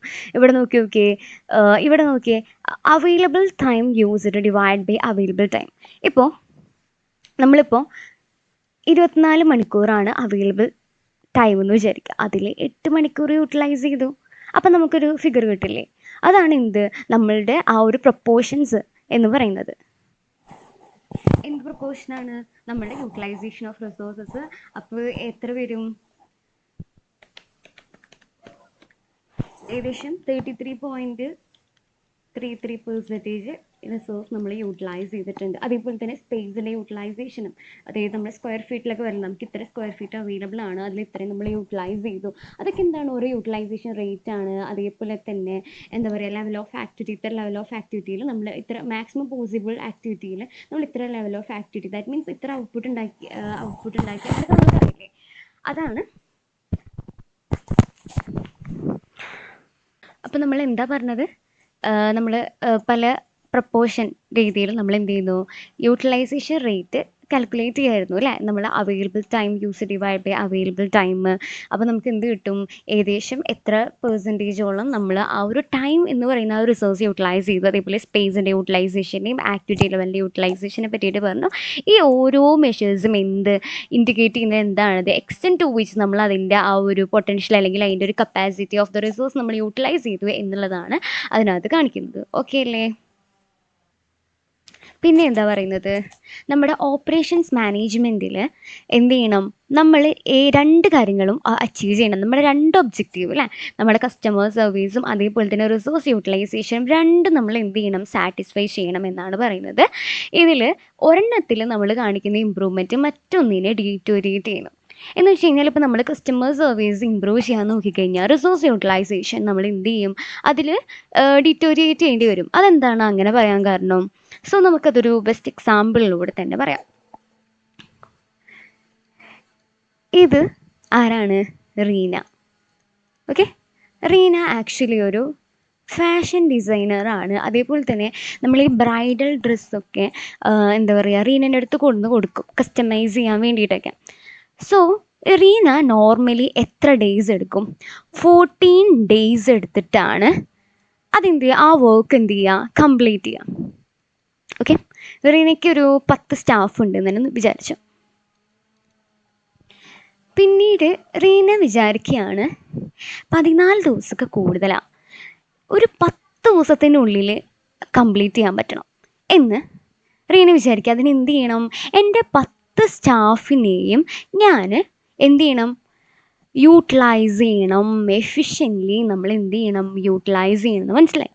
അങ്ങനെ നമ്മുടെ എക്സിസ്റ്റിംഗ് ആയിട്ടുള്ള റിസോഴ്സസിനെ നന്നായിട്ട് യൂട്ടിലൈസ് ചെയ്ത് നമ്മൾ എന്ത് ചെയ്തു, ആ ഒരു 10 ദിവസത്തിനുള്ളിൽ അത് അച്ചീവ് ചെയ്യാൻ പറ്റി, നമുക്ക് കംപ്ലീറ്റ് ചെയ്യാൻ പറ്റി. പിന്നെയും റീന വിചാരിക്കുക, അപ്പോൾ ഇങ്ങനെ കംപ്ലീറ്റ് ചെയ്യാൻ പറ്റിയപ്പോൾ നമ്മുടെ കസ്റ്റമർ സർവീസ് കൂടി സാറ്റിസ്ഫൈഡ് ആയി. കാരണം കസ്റ്റമേഴ്സിന് പെട്ടെന്ന് തന്നെ ഡ്രസ്സ് കിട്ടുമ്പോൾ എന്താണ്, കസ്റ്റമർ സർവീസും കൂടി, അതായത് റിസോഴ്സിനെ നമ്മൾ നന്നായിട്ട് യൂട്ടിലൈസ് ചെയ്തു, രണ്ടും കൂടി. പക്ഷേ പിന്നെയും നമ്മൾ റീനയ്ക്ക് തോന്നുകയാണ് 10 ദിവസം കൂടെ കുറച്ച് കൂടുതലാണ്, 7 ദിവസം അതായത് ഒരാഴ്ചയ്ക്കുള്ളിൽ എനിക്ക് കംപ്ലീറ്റ് ചെയ്യാൻ പറ്റുന്നതെന്ന് തോന്നുകയാണ്. അപ്പോൾ എന്തായാലും 10 സ്റ്റാഫിനെ ഞാൻ മാക്സിമം യൂട്ടിലൈസ് ചെയ്തു. ഇനി ഇവർക്ക് ഓവർ ടൈം വർക്ക് ചെയ്യാനോ പറ്റില്ല. അപ്പോൾ എന്ത് വിചാരിച്ചു, ഒരു 5 പുതിയ സ്റ്റാഫിനെയും കൂടെ അപ്പോയിൻറ്റ് ചെയ്താലോ എന്ന് വിചാരിച്ചു. അങ്ങനെ അപ്പോയിൻറ്റ് ചെയ്തു. ആ 7 ഡേയ്സിൻ്റെ ഉള്ളിൽ എന്ത് ചെയ്യുകയും ചെയ്തു, കംപ്ലീറ്റ് ആവുകയും ചെയ്തു. ഇപ്പം എന്താ ഉണ്ടായത്, കസ്റ്റമർ സർവീസ് കൂടി. കാരണം സർവീസ് കൂടി എന്തുകൊണ്ടായിരിക്കാം, നമുക്ക് ഒന്നും കൂടെ നേരത്തെ പ്രൊഡക്റ്റ് കൊടുക്കാൻ പറ്റും, എന്നുവെച്ചാൽ ഡ്രസ്സ് കൊടുക്കാൻ പറ്റും. എന്നാൽ റിസോഴ്സസിൻ്റെ യൂട്ടിലൈസേഷൻ എന്തായി, കുറഞ്ഞു. എന്നുവെച്ചാൽ നമ്മൾ 10 ആൾക്ക് പുറമെ ഒരു 5 ആളെയും കൂടെ അപ്പോയിൻറ്റ് ചെയ്തിട്ട് എന്തായി, നമ്മൾ റിസോഴ്സ് യൂട്ടിലൈസേഷൻ കുറവായില്ലേ? യെസ്, അതുണ്ടായി. ഇനിയിപ്പോൾ നമ്മൾ ഉദ്ദേശിച്ച അത്ര ഓർഡേഴ്സ് വന്നില്ല എന്ന് വിചാരിക്കുക ഫ്യൂച്ചറിൽ. അങ്ങനെ ആവുമ്പോൾ എന്തുണ്ടാവും, നമുക്ക് ലോസിലോട്ട് വരും. സോ അതുകൊണ്ട് തന്നെ രണ്ടിലും ഒരു ഒബ്ജക്റ്റീവിൽ നമ്മൾ ഇമ്പ്രൂവ്മെൻറ്റ് വരുത്താൻ നോക്കിക്കഴിഞ്ഞാൽ മറ്റൊന്നിൽ ഡീറ്റോറിയേറ്റ് വരുമെന്ന് പറയാനുള്ള കാരണം ഇതാണ് കേട്ടോ. സോ അതുകൊണ്ട് തന്നെ ഓഫ്റ്റൻ ബോത്ത് കനോട്ട് ബി നമ്മൾ മാക്സിമൈസ് ചെയ്യാൻ പറ്റില്ല. അതുകൊണ്ട് തന്നെ ഒരു സാറ്റിസ്ഫാക്ടറി പെർഫോമൻസ് ആണ് നമുക്ക് രണ്ട് ഒബ്ജക്റ്റീവിലും, കസ്റ്റമർ സെർവ് ചെയ്യാനും റിസോഴ്സ് യൂട്ടിലൈസേഷനിൽ ഒരു സാറ്റിസ്ഫാക്ടറി പെർഫോമൻസ് മാത്രമേ നമുക്ക് അച്ചീവ് ചെയ്യാൻ പറ്റുള്ളൂ. അതുകൊണ്ട് തന്നെ നമ്മുടെ ഓപ്പറേഷൻസ് മാനേജ്മെൻറ്റിലെ എല്ലാ ആക്ടിവിറ്റീസും ഈ 2 ഒബ്ജക്റ്റീവ്സ് മൈൻഡിൽ വെച്ചിട്ടായിരിക്കും ചെയ്യുന്നുണ്ടാവുക. അതേപോലെ നമ്മളുടെ ഓപ്പറേഷൻസ് മാനേജേഴ്സും ഈ 2 ഒബ്ജക്റ്റീവിൽ വരുന്ന കോൺഫ്ലിക്റ്റ് കാരണമായിട്ടായിരിക്കും കൂടുതലും പ്രോബ്ലംസ് അവർ ഫേസ് ചെയ്യേണ്ടി വരിക. അതുകൊണ്ട് തന്നെ എല്ലാ ഓപ്പറേഷൻസ് മാനേജേഴ്സും എന്തിനുള്ള അറ്റംപ്റ്റ് ചെയ്യണം, 2 ഒബ്ജക്റ്റീവും ബാലൻസ് ചെയ്യാൻ വേണ്ടി നോക്കണം എന്നാണ് പറയുന്നത്. 2 ഒബ്ജക്റ്റീവ് ഇമ്പോർട്ടൻ്റ് ആണ്, 2 നമ്മൾ എന്ത് ചെയ്യണം, ടു എ മാക്സിമം ലെവലിൽ എന്ന് വെച്ചാൽ ഒരു ഒപ്റ്റിമൽ ലെവലിൽ നമ്മൾ എന്ത് ചെയ്യണം, അവരെ കൊണ്ടുപോകണം കേട്ടോ. സോ നമ്മൾ ഓപ്പറേഷൻസ് മാനേജ്മെൻറ്റ് എന്താണ്, ട്വിൻ ഒബ്ജക്റ്റീവ്സ് ആണുള്ളത്. ഒന്ന് നമ്മുടെ കസ്റ്റമർ സർവീസ് ഒബ്ജക്റ്റീവ്, അതേപോലെ തന്നെ റിസോഴ്സ് യൂട്ടിലൈസേഷൻ ഒബ്ജക്റ്റീവ്സ് അല്ലേ. സോ നമുക്ക് ഒബ്ജക്റ്റീവ്സ് ഒക്കെ മനസ്സിലായില്ലേ? നെക്സ്റ്റ് എന്താ നോക്കാനുള്ളത്, the scope of operations management. വേറെ രീതിയിൽ പറയുകയാണെങ്കിൽ enumerate what are the activities that are listed under the production അതേപോലെ ഓപ്പറേഷൻസ് മാനേജ്മെൻറ്റ് ഫംഗ്ഷൻ. എന്ന് വെച്ച് കഴിഞ്ഞാൽ പ്രൊഡക്ഷൻ ആൻഡ് ഓപ്പറേഷൻ മാനേജ്മെൻറ്റ് ഫംഗ്ഷൻ്റെ ഉള്ളിൽ എന്തൊക്കെ ആക്ടിവിറ്റീസ് ആണ് നടക്കുന്നത്, അത് തന്നെയല്ലേ നമ്മുടെ ഓപ്പറേഷൻ മാനേജ്മെൻറ്റ് സ്കോപ്പ് എന്ന് വെച്ചാൽ അതിനുള്ളിൽ എന്തൊക്കെയുണ്ട് എന്നുള്ളതാണ് നോക്കാൻ പോകുന്നത്.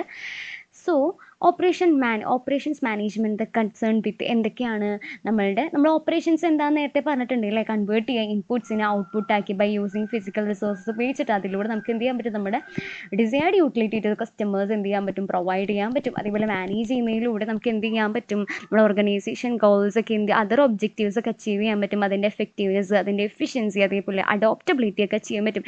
എന്താണ് എഫക്റ്റീവ്നെസ് എന്ന് വെച്ച് കഴിഞ്ഞാൽ നമ്മളുടെ ഏതിലാണ് എഫക്റ്റീവ്നെസ്, നമ്മുടെ strategy goal of the organisation achieve ചെയ്യുന്നതിൽ ഒരു ഓവറോൾ സക്സസിനെയാണ്, അല്ലെങ്കിൽ അത് അച്ചീവ് ചെയ്യുന്നതിലാണ് നമ്മൾ എഫക്റ്റീവ്നെസ് എന്ന് പറയുന്നത്. എഫിഷ്യൻസി എന്ന് പറയുന്നത് എന്താ, നമ്മുടെ റിസോഴ്സിൻ്റെ ഒപ്റ്റിമൽ യൂട്ടിലൈസ് ചെയ്യുക, നമ്മുടെ പ്രോസസ്സിനെയൊക്കെ ഒപ്റ്റിമൈസ് ചെയ്യുക എന്നുള്ളതാണ്. അഡോപ്റ്റബിലിറ്റി എന്ന് വെച്ച് കഴിഞ്ഞാൽ ഇപ്പോൾ നമുക്കറിയാലോ, നമ്മളുടെ ഇന്നത്തെ ബിസിനസ് എൻവിറോൺമെൻറ്റ് എന്ന് പറയുന്നത് എപ്പോഴും ചേഞ്ച് ചെയ്തുകൊണ്ടിരിക്കും. കസ്റ്റമേഴ്സിൻ്റെ പ്രിഫറൻസ്, ടെക്നോളജിക്കൽ പരമായിട്ടുള്ള പല ചേഞ്ചുകൾ പല രീതിയിൽ ചേഞ്ച് ചെയ്തുകൊണ്ടേയിരിക്കും. അതേപോലെ ഒബ്സോളൻസ് വരിക.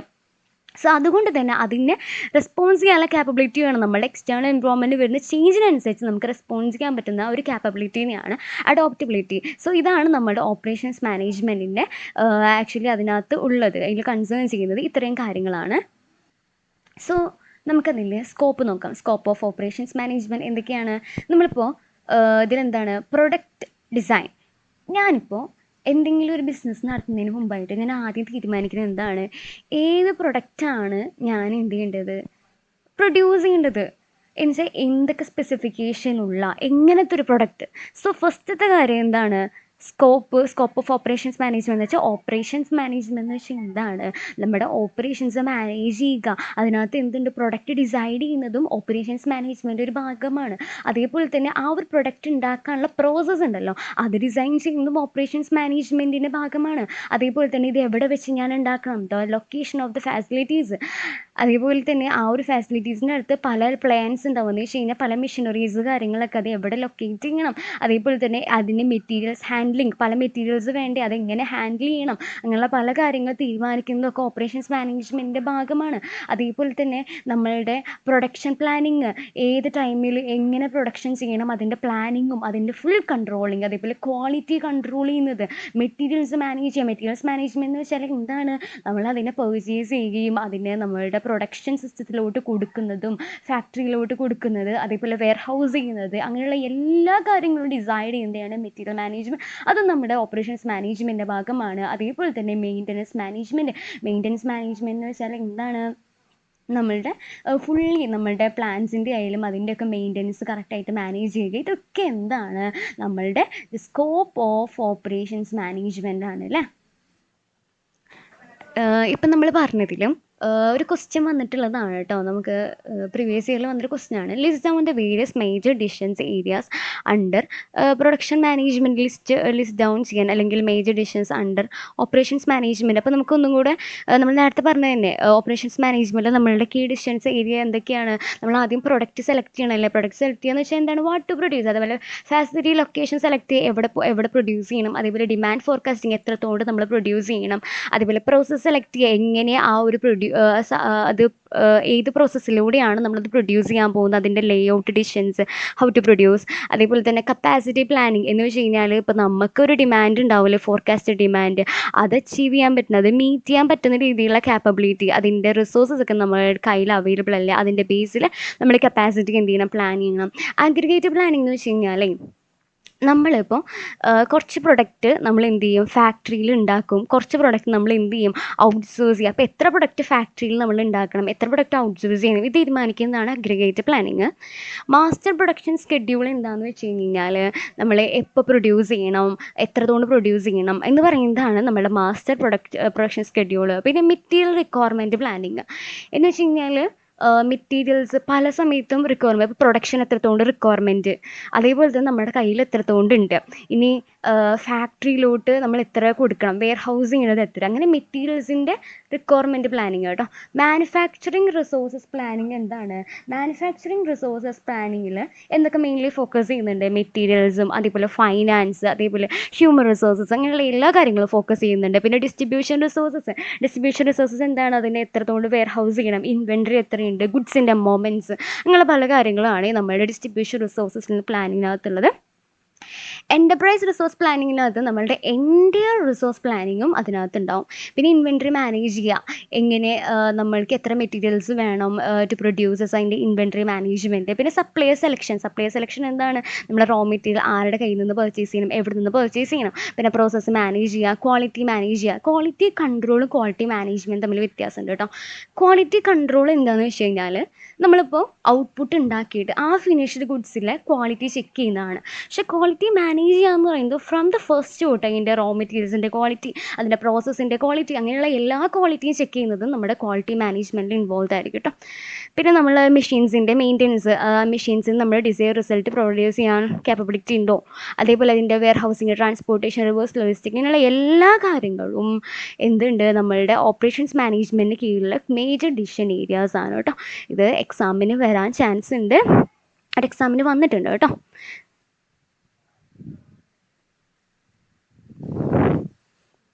ഹായ് സ്റ്റുഡൻസ്, നമ്മൾ ഇന്നലെ ഒരുപാട് കാര്യങ്ങൾ പഠിച്ചു അല്ലേ. എന്താണ് ഓപ്പറേഷൻസ് മാനേജ് ചെയ്യുക, എങ്ങനെയാണ് എന്താണ് അതിൻ്റെ നീഡ്സ്, അങ്ങനെ പല പല കാര്യങ്ങൾ പറഞ്ഞു. സോ എല്ലാവർക്കും ഇത് മനസ്സിലായി എന്ന് വിചാരിക്കുന്നു. അപ്പോൾ നമുക്ക് നെക്സ്റ്റ് ടോപ്പിക്കിലോട്ട് പോവാം. The characteristics of modern operations functions. എന്താണ് നമ്മളുടെ ഇന്നത്തെ മോഡേൺ ആയിട്ടുള്ള ഓപ്പറേഷൻസ് ഫങ്ഷൻസിൻ്റെ ക്യാരക്ടറിസ്റ്റിക്സ്? അതല്ലെങ്കിൽ വേറൊരു രീതിയിൽ പറയാം, നമ്മളുടെ ഇന്നത്തെ പ്രൊഡക്ഷൻ സിസ്റ്റം അല്ലേ, നമ്മുടെ പ്രൊഡക്ഷൻ സിസ്റ്റത്തിന് അറ്റ്ലീസ്റ്റ് ഒരു 4 ഫീച്ചേഴ്സ് ഉണ്ട്. സോ ഈ ഒരു സ്റ്റേറ്റ്മെൻ്റ് ആണ് കേട്ടോ. സോ അതിൻ്റെ ബേസിസിൽ നമ്മളോട് ആ ഒരു സെറ്റ് ഫീച്ചേഴ്സിനെ പറ്റി പറയാൻ എന്താ ഉദ്ദേശിക്കുന്നത്, നമ്മളുടെ പണ്ടത്തെ പ്രൊഡക്ഷൻ സിസ്റ്റം എന്ന് പറയുന്നത് ഡിഫറെൻ്റ് ആണ് ഇന്നത്തെ വെച്ച് നോക്കുമ്പോൾ അല്ലേ, പല രീതിയിലും ഡിഫറൻസ് ആണ്. സോ അറ്റ്ലീസ്റ്റ് ഒരു 4 ഫീച്ചേഴ്സിൻ്റെ ബേസിസിൽ ആ ഡിഫറൻസ് ഒന്ന് പറയാനാണ് ഇവിടെ ചോദിച്ചിരിക്കുന്നത്. നോക്കിയേ, നമ്മുടെ production management of today presents in the certain characteristics which look different, totally different from what it was during the past. എന്ന് വെച്ചാൽ പണ്ടുള്ളതിനേക്കാൾ ടോട്ടലി ഡിഫറെൻ്റ് ആണ് ഇന്നത്തെ പ്രൊഡക്ഷൻസ് മാനേജ്മെൻറ്റ് എന്ന് പറയുന്നത്. സോ അതുകൊണ്ട് തന്നെ അതിന് നമുക്ക് എന്ത് ചെയ്യാം, അറ്റ്ലീസ്റ്റ് ഒരു 4 ഫീച്ചേഴ്സ് വെച്ചിട്ട് ഒന്ന് ക്യാരക്ടറൈസ് ചെയ്യാം. സോ നമ്മളുടെ ഫസ്റ്റ് ഫീച്ചർ എന്ന് പറയുന്നത് manufacturing as a competitive advantage. എന്താണ് manufacturing as a competitive advantage? എന്താ അങ്ങനെ പറയാൻ കാരണം?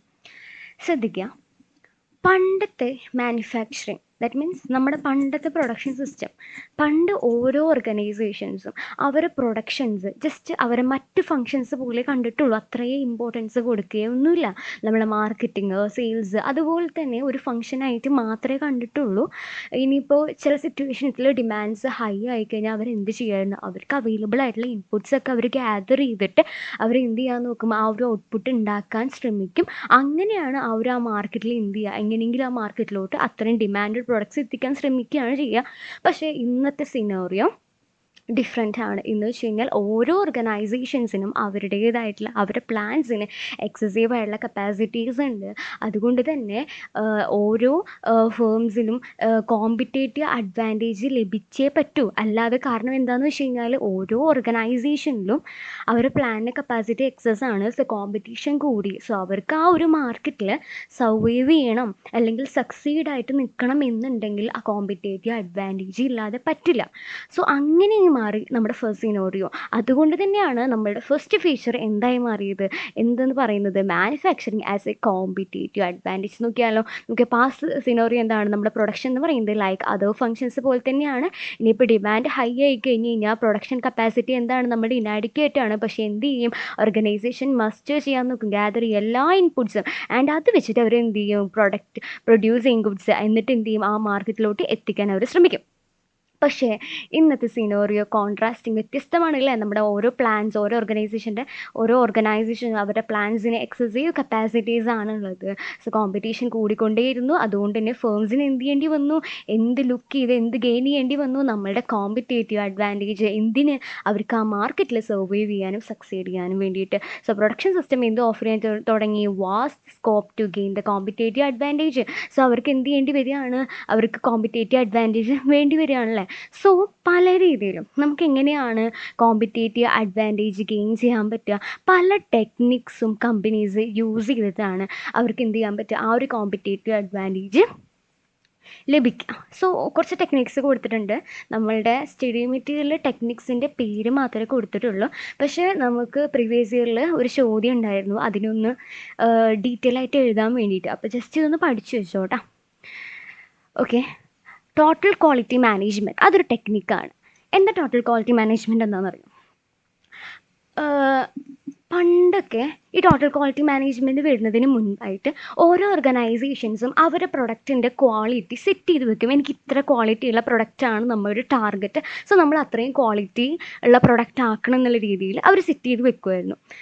പക്ഷേ ടോട്ടൽ ക്വാളിറ്റി മാനേജ്മെൻറ്റ് എന്തിനെയാണ് എൻഹാൻസ് ചെയ്യുന്നത്, നമ്മുടെ ക്വാളിറ്റി ത്രൂ കണ്ടിന്യൂസ് ഇമ്പ്രൂവ്മെൻറ്റ്. എന്ന് വെച്ചാൽ നമ്മളൊരു ക്വാളിറ്റിയിൽ തന്നെ ഉറച്ചു നിൽക്കാതെ നമ്മൾ ടൈം ബൈ ടൈം നമ്മുടെ ക്വാളിറ്റി ഇമ്പ്രൂവ് ചെയ്യാൻ ശ്രമിക്കണം. എന്ന് വെച്ച് കഴിഞ്ഞാൽ ഒരു ക്വാളിറ്റിയിൽ എത്തിക്കഴിഞ്ഞാൽ അത് മതി എന്നല്ല, പിന്നെയും ക്വാളിറ്റി ഇമ്പ്രൂവ് ചെയ്യാൻ നോക്കുക. സോ അതെന്താണ്, നല്ലൊരു ടെക്നിക്കാണ്. അതിലൂടെ ഓരോ ഫേംസിനും എന്ത് ചെയ്യാൻ പറ്റും, ആ ഒരു കോമ്പറ്റേറ്റീവ് അഡ്വാൻറ്റേജ് ലഭിക്കും. സോ വേറൊരു ടെക്നിക്ക് എന്താണെന്ന് വെച്ചാൽ ടൈം ബേസ്ഡ് ആയിട്ടുള്ള കോമ്പറ്റീഷൻ. എന്ന് വെച്ച് കഴിഞ്ഞാൽ ഇപ്പോൾ ഇവിടെ എ എന്ന് പറയുന്ന കമ്പനിയുണ്ട്, ബി എന്ന് പറയുന്ന കമ്പനിയുണ്ട്. ഈ 2 കമ്പനീസും ഒരേ പ്രൊഡക്റ്റാണ് ഉണ്ടാക്കുന്നത്. സോ ഇവിടെ ഒരു കസ്റ്റമർ വന്നിട്ടുണ്ട്. സോ ഇത് 2 മാനുഫാക്ചറിങ് യൂണിറ്റാണ്. ഈ കസ്റ്റമർ വന്നിട്ട് ചോദിക്കുമ്പോൾ എയും ആ ഒരു പ്രൊഡക്റ്റ് ഉണ്ടാക്കുന്നുണ്ട്, ബി യു ആ പ്രൊഡക്റ്റ് ഉണ്ടാക്കുന്നുണ്ട്.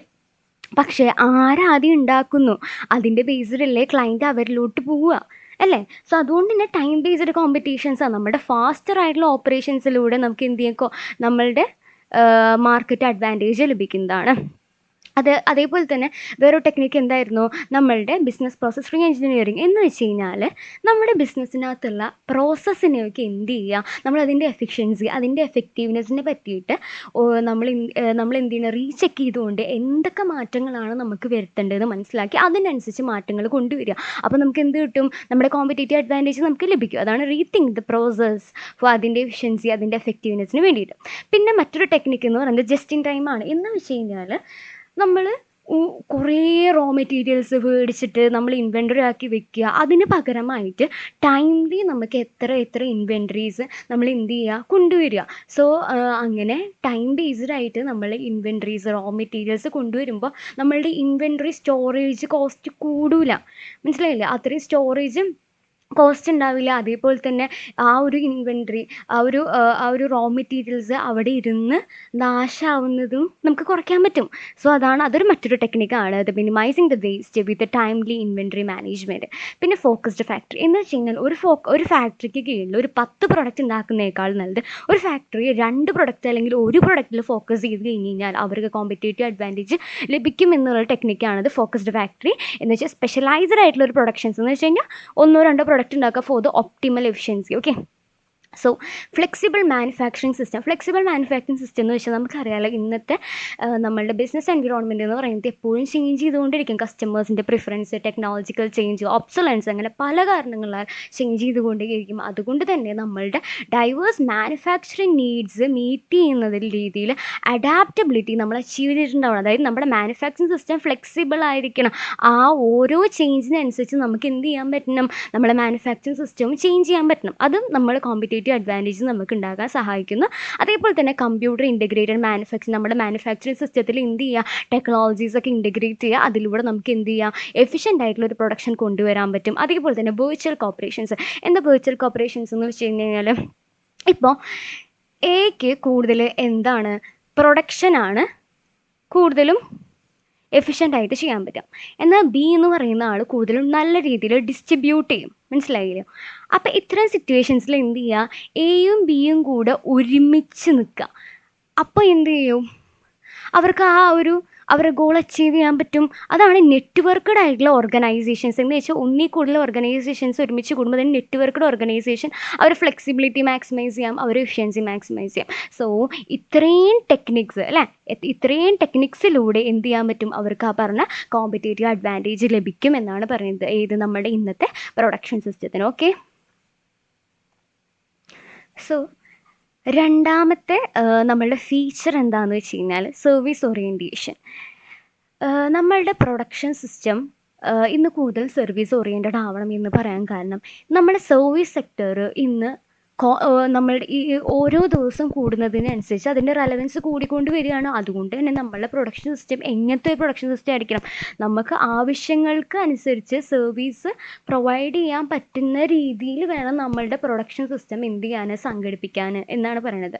ഓക്കെ അല്ലേ? സോ അതാണ് ഇന്നത്തെ മോഡേൺ ആയിട്ടുള്ള പ്രൊഡക്ഷൻ സിസ്റ്റത്തിൻ്റെ മറ്റൊരു ഫീച്ചർ അല്ലേ. സോ ദ സർവീസ് സെക്ടർ എന്ന് പറയുന്നതിന് ഇന്ന് എന്ത് ഗെയിൻ ചെയ്തുകൊണ്ടിരിക്കുന്നു, ഗ്രേറ്റർ റെലവൻസ് ദീസ് ഡേറ്റ്. ഓരോ ദിവസം കൂടുന്നതിനനുസരിച്ച് അല്ലെങ്കിൽ ഈ ദിവസങ്ങൾ എന്താണ്, അതിന് ഗ്രേറ്റർ റെലവൻസ് ഉണ്ട്. അതുകൊണ്ട് തന്നെ നമ്മുടെ പ്രൊഡക്ഷൻ സിസ്റ്റം എന്ത് ചെയ്യേണ്ടി വരികയാണ്, ഏത് രീതിയിൽ ഓർഗനൈസ് ചെയ്യണം, to keep in mind the peculiar requirement of services.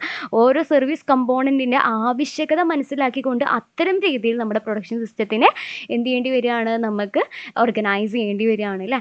എൻ്റെ manufacturing need to be gear to service. നമ്മുടെ എല്ലാ മാനുഫാക്ചറിങ്, അതായത് പ്രൊഡക്ഷൻ സിസ്റ്റം എന്ത് ചെയ്യേണ്ടി വരികയാണ്, സർവീസ് ചെയ്യുക എന്ന് വെച്ചാൽ അവർക്ക് ആവശ്യകതയിൽ സേവ് ചെയ്യാൻ പറ്റുന്ന രീതിയിൽ നമുക്കതിനെ ഓർഗനൈസ് ചെയ്യേണ്ടി വരികയാണ്.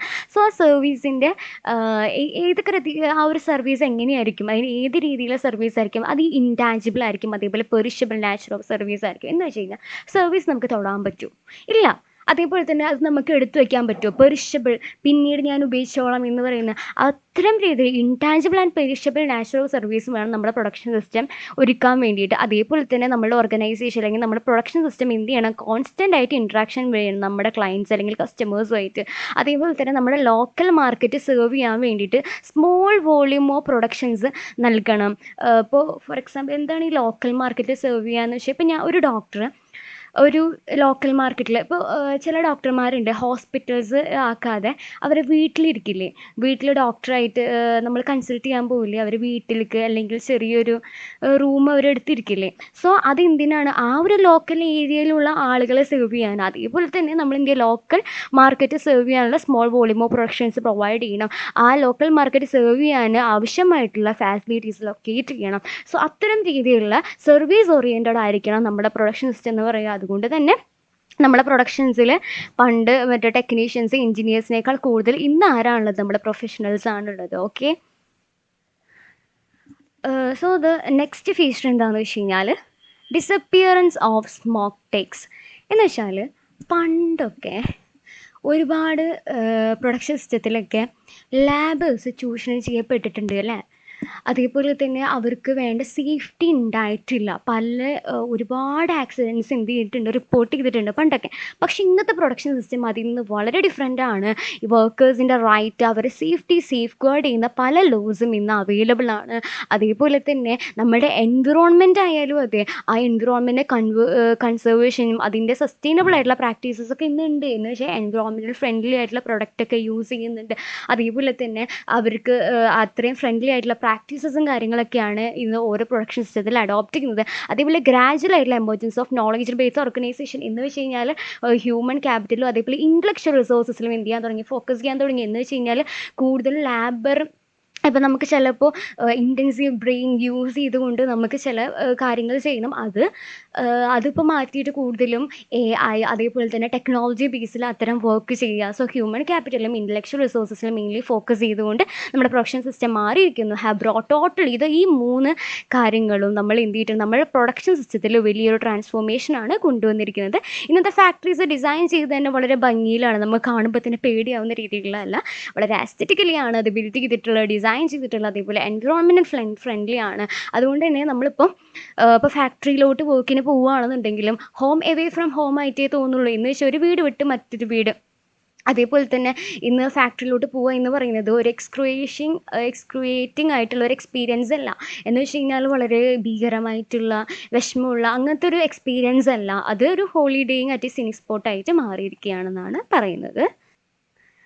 പിന്നെ നെക്സ്റ്റ് 4ാമത്തെ ഫീച്ചർ എന്താണെന്ന് വെച്ച് കഴിഞ്ഞാൽ സ്മോൾ ഹാസ് ബിക്കം ബ്യൂട്ടിഫുൾ.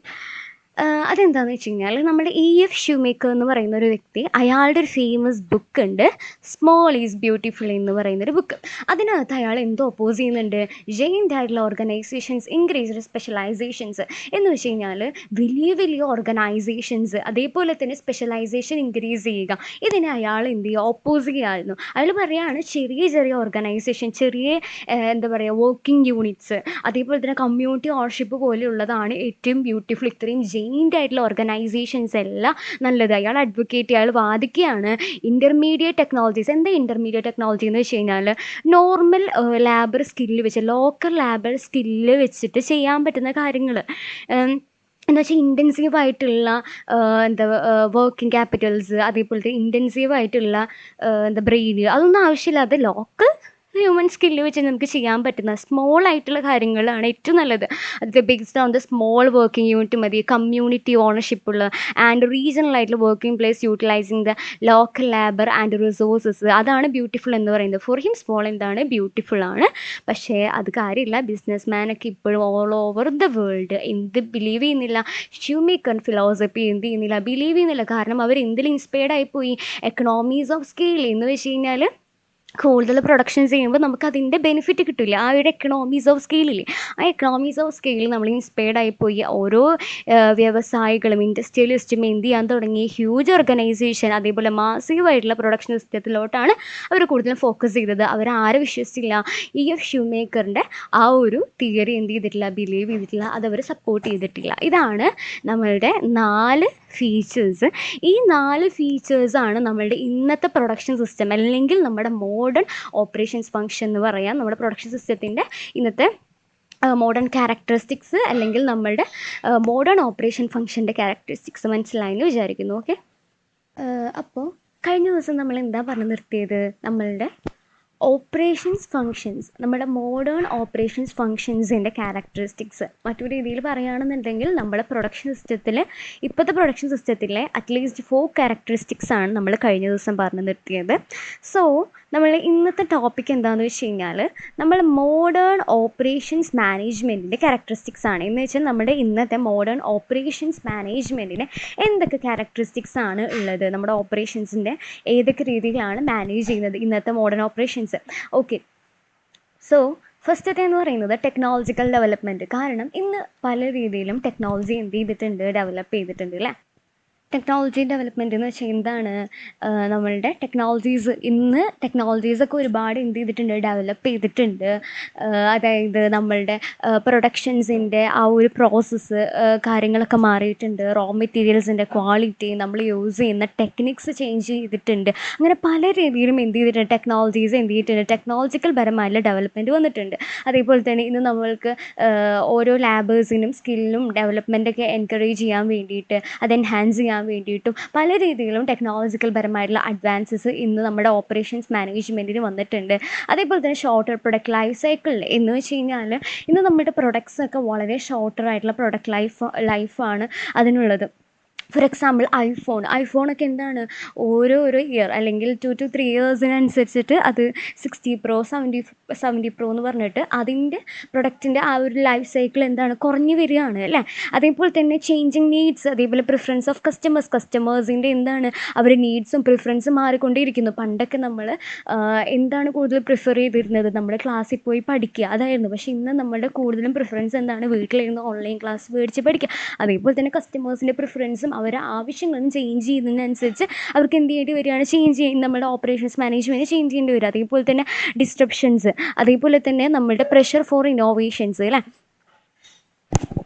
എന്ന് വെച്ചാൽ എന്താണ്, നമ്മളുടെ ഡിസ്ട്രപ്ഷൻ സംഭവിക്കുകയെന്ന് വെച്ച് കഴിഞ്ഞാൽ ഇപ്പോൾ പുതിയതായിട്ട് കമ്പനീസൊക്കെ വരുന്നു. അവർക്ക് വളരെ ചീപ്പറായിട്ട് സിമ്പിളായിട്ടുള്ള രീതിയിൽ അത് പുതിയ പ്രൊഡക്ട്സ് കാര്യങ്ങളൊക്കെ ഇൻട്രൊഡ്യൂസ് ചെയ്യുന്ന സമയത്ത് നമ്മളുടെ ഓൾഡർ ആയിട്ടുള്ള കമ്പനീസൊക്കെ അവരുടെ ടെക്നോളജീസൊക്കെ ഓൾഡായി മാറിയില്ലേ. സോ കൂടുതലും ക്ലയൻസും ആരുടെ അടുത്ത് പോകും, ഇത്തരം സ്മോൾ കമ്പനീസിൻ്റെ അടുത്ത് പോകും. കാരണം അവരുടെ ചീപ്പർ പ്രൊഡക്ട്സാണ്, സിംപ്ലി അത് മാർക്കറ്റിലോട്ട് എത്തിക്കുന്നു. അങ്ങനെ സംഭവിക്കുമ്പോൾ നമ്മളുടെ ഓൾറെഡി എക്സിസ്റ്റിംഗ് കമ്പനീസിന് എന്തുള്ള പ്രഷർ വരും, ഇന്നോവേഷൻ പ്രഷർ വരും. സോ അതൊക്കെ എന്താണ്, നമ്മുടെ മോഡേൺ ഓപ്പറേഷൻ മാനേജ്മെൻറ്റ് ക്യാരക്ടറിസ്റ്റിക്സ് ആണ്. അതേപോലെ തന്നെ ഗ്ലോബലൈസേഷൻ.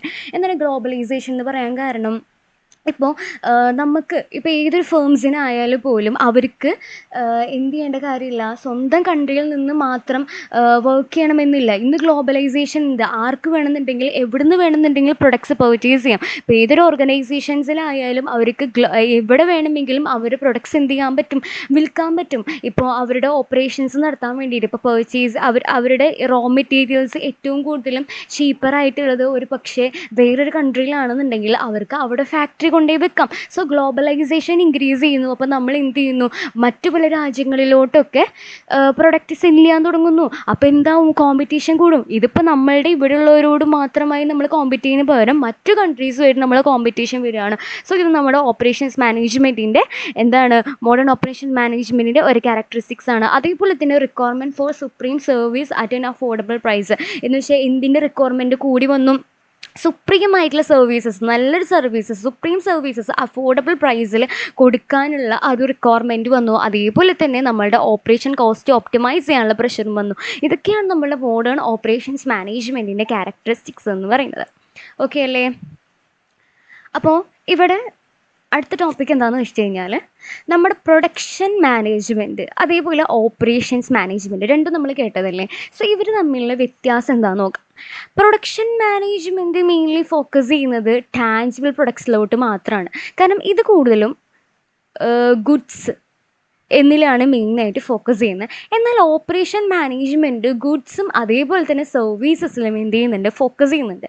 ഓക്കെ, പ്രൊഡക്ഷൻ മാനേജ്മെൻറ്റ് എന്ന് പറയുന്നത് more used for the system war tangible goods are produced. എവിടെയാണ് നമുക്ക് ടാഞ്ചിബിൾ ഗുഡ്സ് പ്രൊഡ്യൂസ് ചെയ്യുന്നത് അവിടെയാണ് കൂടുതൽ എന്ത് ചെയ്യുന്നത്, പ്രൊഡക്ഷൻ മാനേജ്മെൻറ്റ് ഫോക്കസ് ചെയ്യുന്നത്. പക്ഷെ നമ്മുടെ ഓപ്പറേഷൻസ് മാനേജ്മെൻറ്റ് ഫ്രീക്വൻ്റ്ലി യൂസ്ഡ് എവിടേക്കാണ്, വേറെ inputs transformed into intangible services. അപ്പോൾ ഇവിടെ എന്തുണ്ട്, ഗുഡ്സ് ഉണ്ട്, അതേപോലെ സർവീസ് ഉണ്ട്. എന്ന് വെച്ചാൽ ഗുഡ്സും സർവീസിലും ആര് ഫോക്കസ് ചെയ്യുന്നുണ്ട്, നമ്മുടെ ഓപ്പറേഷൻസ് മാനേജ്മെൻറ്റ് ഫോക്കസ് ചെയ്യുന്നുണ്ട്. സോ അതുകൊണ്ട് തന്നെ it can be used for both tangible goods and intangible സർവീസസിനും നമ്മുടെ ഓപ്പറേഷൻസ് മാനേജ്മെൻറ്റ് യൂസ് ചെയ്യാൻ പറ്റും. പിന്നെ ഇതിൻ്റെ സ്കോപ്പ് എന്താണ്, ഇതിൻ്റെ സ്കോപ്പ് നമ്മുടെ പ്രൊഡക്ഷൻ മാനേജ്മെൻറ്റ് സ്കോപ്പ് എന്താണ്, ഇത് പ്രൈമർലി മാനുഫാക്ചറിങ് എൻ്റർപ്രൈസസിലാണ് ഇത്തരം പ്രൊഡക്ഷൻ മാനേജ്മെൻറ്റ് ഉണ്ടാവില്ല.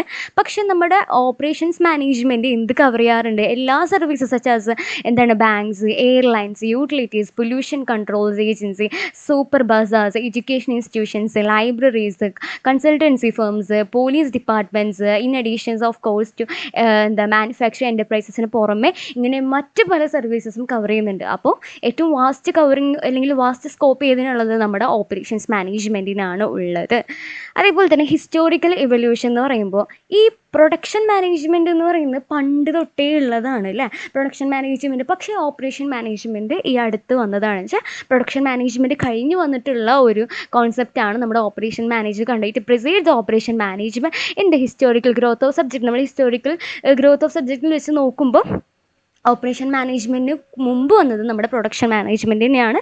ദ ഓപ്പറേഷൻ മാനേജ്മെൻറ്റ് എന്ന് പറയുന്നത് ഈ ഒരു ദിവസങ്ങളിലായിട്ട് ഈ നവർ ഡേയ്സിൽ വന്നിട്ടുള്ള ഒരു ടേമാണ് ഓപ്പറേഷൻസ് മാനേജ്മെൻറ്റ്. ഓക്കെ അല്ലേ, അപ്പോൾ ഇത് മനസ്സിലായില്ലേ? ഇപ്പോൾ എന്തൊക്കെയാണ് പറഞ്ഞത്, നമ്മുടെ ഓപ്പറേഷൻസ് മാനേജ്മെൻറ്റിൻ്റെ ക്യാരക്ടറിസ്റ്റിക്സ് പറഞ്ഞു. അതേപോലെ തന്നെ നമ്മുടെ പ്രൊഡക്ഷൻ മാനേജ്മെൻറ്റും ഓപ്പറേഷൻ മാനേജ്മെൻറ്റും തമ്മിൽ പല ആസ്പെക്റ്റിലുള്ള ഡിഫറൻസ്. അതിൻ്റെ ഫോക്കസ്, ഒന്നിൻ്റെ ഫോക്കസ് മെയിൻലി എന്താണ്, ഗുഡ്സ് മാത്രമാണ്. എന്നാൽ മറ്റേതിൻ്റെ ഫോക്കസ് എന്ന് പറയുന്നത് ബോത്ത് ടാഞ്ചിബിൾ അതേപോലെ തന്നെ ഇൻടാഞ്ചിബിൾ പ്രൊഡക്ട്സിലും നമ്മൾ എന്ത് ചെയ്യുന്നുണ്ട്, ഓപ്പറേഷൻ മാനേജ്മെൻറ്റ് ഫ്രീക്വൻ്റ്ലി യൂസ് ചെയ്യാറുണ്ട്. പക്ഷെ നമ്മുടെ പ്രൊഡക്ഷൻ മാനേജ്മെൻറ്റിലെ സ്കോപ്പ് എന്ന് പറയുന്നത് പ്രൈമറിലി മാനുഫാക്ചറിങ് എൻ്റർപ്രൈസസിലാണ് നമ്മൾ പ്രൊഡക്ഷൻ മാനേജ്മെൻറ്റ് യൂസ് ചെയ്യുക. ബട്ട് നമ്മുടെ ഓപ്പറേഷൻ മാനേജ്മെൻറ്റ് പല പല സർവീസ് സെക്ടേഴ്സ്, ബാങ്ക്സ്, എയർലൈൻസ് പോലെയുള്ള ഈ മാനുഫാക്ചറിങ് എൻ്റർപ്രൈസസിന് പുറമെ മറ്റ് പല സ്ഥലത്തും നമ്മൾ ഓപ്പറേഷൻസ് മാനേജ്മെൻറ്റ് യൂസ് ചെയ്യാറുണ്ട്. അതേപോലെ തന്നെ ഹിസ്റ്റോറിക്കൽ ഇവല്യൂഷൻ നോക്കുകയാണെങ്കിൽ നമ്മുടെ പ്രൊഡക്ഷൻ മാനേജ്മെൻറ്റ് പണ്ട് തൊട്ടേ ഉള്ള ഒരു കോൺസെപ്റ്റാണ്. പക്ഷെ നമ്മളുടെ ഓപ്പറേഷൻസ് മാനേജ്മെൻറ്റ് എന്ന് പറയുന്നത് നൗ ഡേയ്സിൽ വന്നിട്ടുള്ള ഒരു കോൺസെപ്റ്റാണ് അല്ലേ. എല്ലാവർക്കും മനസ്സിലായില്ലേ?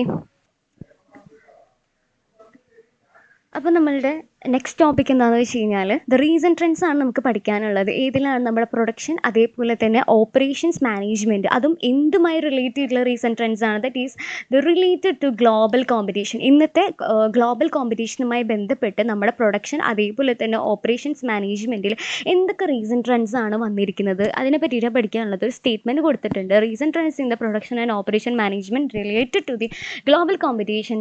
അതേപോലെ തന്നെ അത് മാത്രം പറഞ്ഞാൽ പോലെ എന്തൊക്കെ റീസൺ ട്രെൻഡ്സ് എന്ന് മാത്രം പറഞ്ഞാൽ പോരാ, it's impact on the manufacturing firms. ഇത്തരം മാനുഫാക്ചറിങ് ഫേംസിൽ അത് എത്രമാത്രം ഇമ്പാക്റ്റ് ചെയ്തിട്ടുണ്ട്. ഓക്കെ, അപ്പോൾ ഈ കാര്യങ്ങളാണ് നമുക്കിനി പഠിക്കാനുള്ളത്.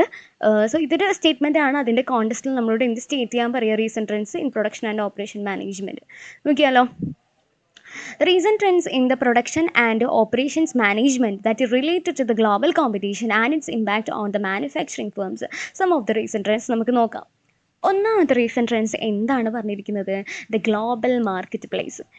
ഞാൻ നേരത്തെ പറഞ്ഞൊരു കാര്യമാണ് അല്ലേ, ഇന്ന് നമ്മുടെ ഫേംസിന് എന്ത് ചെയ്യാൻ പറ്റും, അവർക്ക് എക്കണോമിക്കലി അഡ്വാൻറ്റേജ് ആവുന്ന രീതിയിൽ അവർക്ക് എന്ത് ചെയ്യാൻ പറ്റും, അവരുടെ ഗ്ലോബലൈസേഷൻ, അവരുടെ ഓപ്പറേഷൻസൊക്കെ എന്ത് ചെയ്യാൻ പറ്റും, എക്സ്പാൻഡ് ചെയ്യാൻ പറ്റും. ഇപ്പോൾ എനിക്ക് റോ മെറ്റീരിയൽസ് കുറച്ചും കൂടെ ചീപ്പറായി കിട്ടുന്നത് ചൈനയിൽ നിന്നാണെന്നുണ്ടെങ്കിൽ ഞാൻ വിചാരിക്കുകയാണെങ്കിൽ അവിടെ ഒരു ഫാക്ടറി ഉണ്ടാക്കാം. അല്ലെങ്കിൽ ചൈന അല്ലെങ്കിലും നമുക്ക് എവിടെയാണ് ഏറ്റവും അധികം ഏറ്റവും ഏതൊക്കെ രീതിയിൽ, ഇപ്പോൾ നിങ്ങൾക്ക് ലാബേഴ്സ് കൂടുതലും കിട്ടുന്ന ഇന്ന സ്ഥലത്തു നിന്നാണെങ്കിൽ അവിടെ ഒരു ഫാക്ടറി വെക്കാം. അതായത് നമ്മളുടെ ഏതൊരു ഓപ്പറേഷൻസും നമ്മൾ എന്ത് ചെയ്യുക, ഗ്ലോബലി എക്സ്പാൻഡ് ചെയ്യാണ് ഫേംസ് അല്ലേ.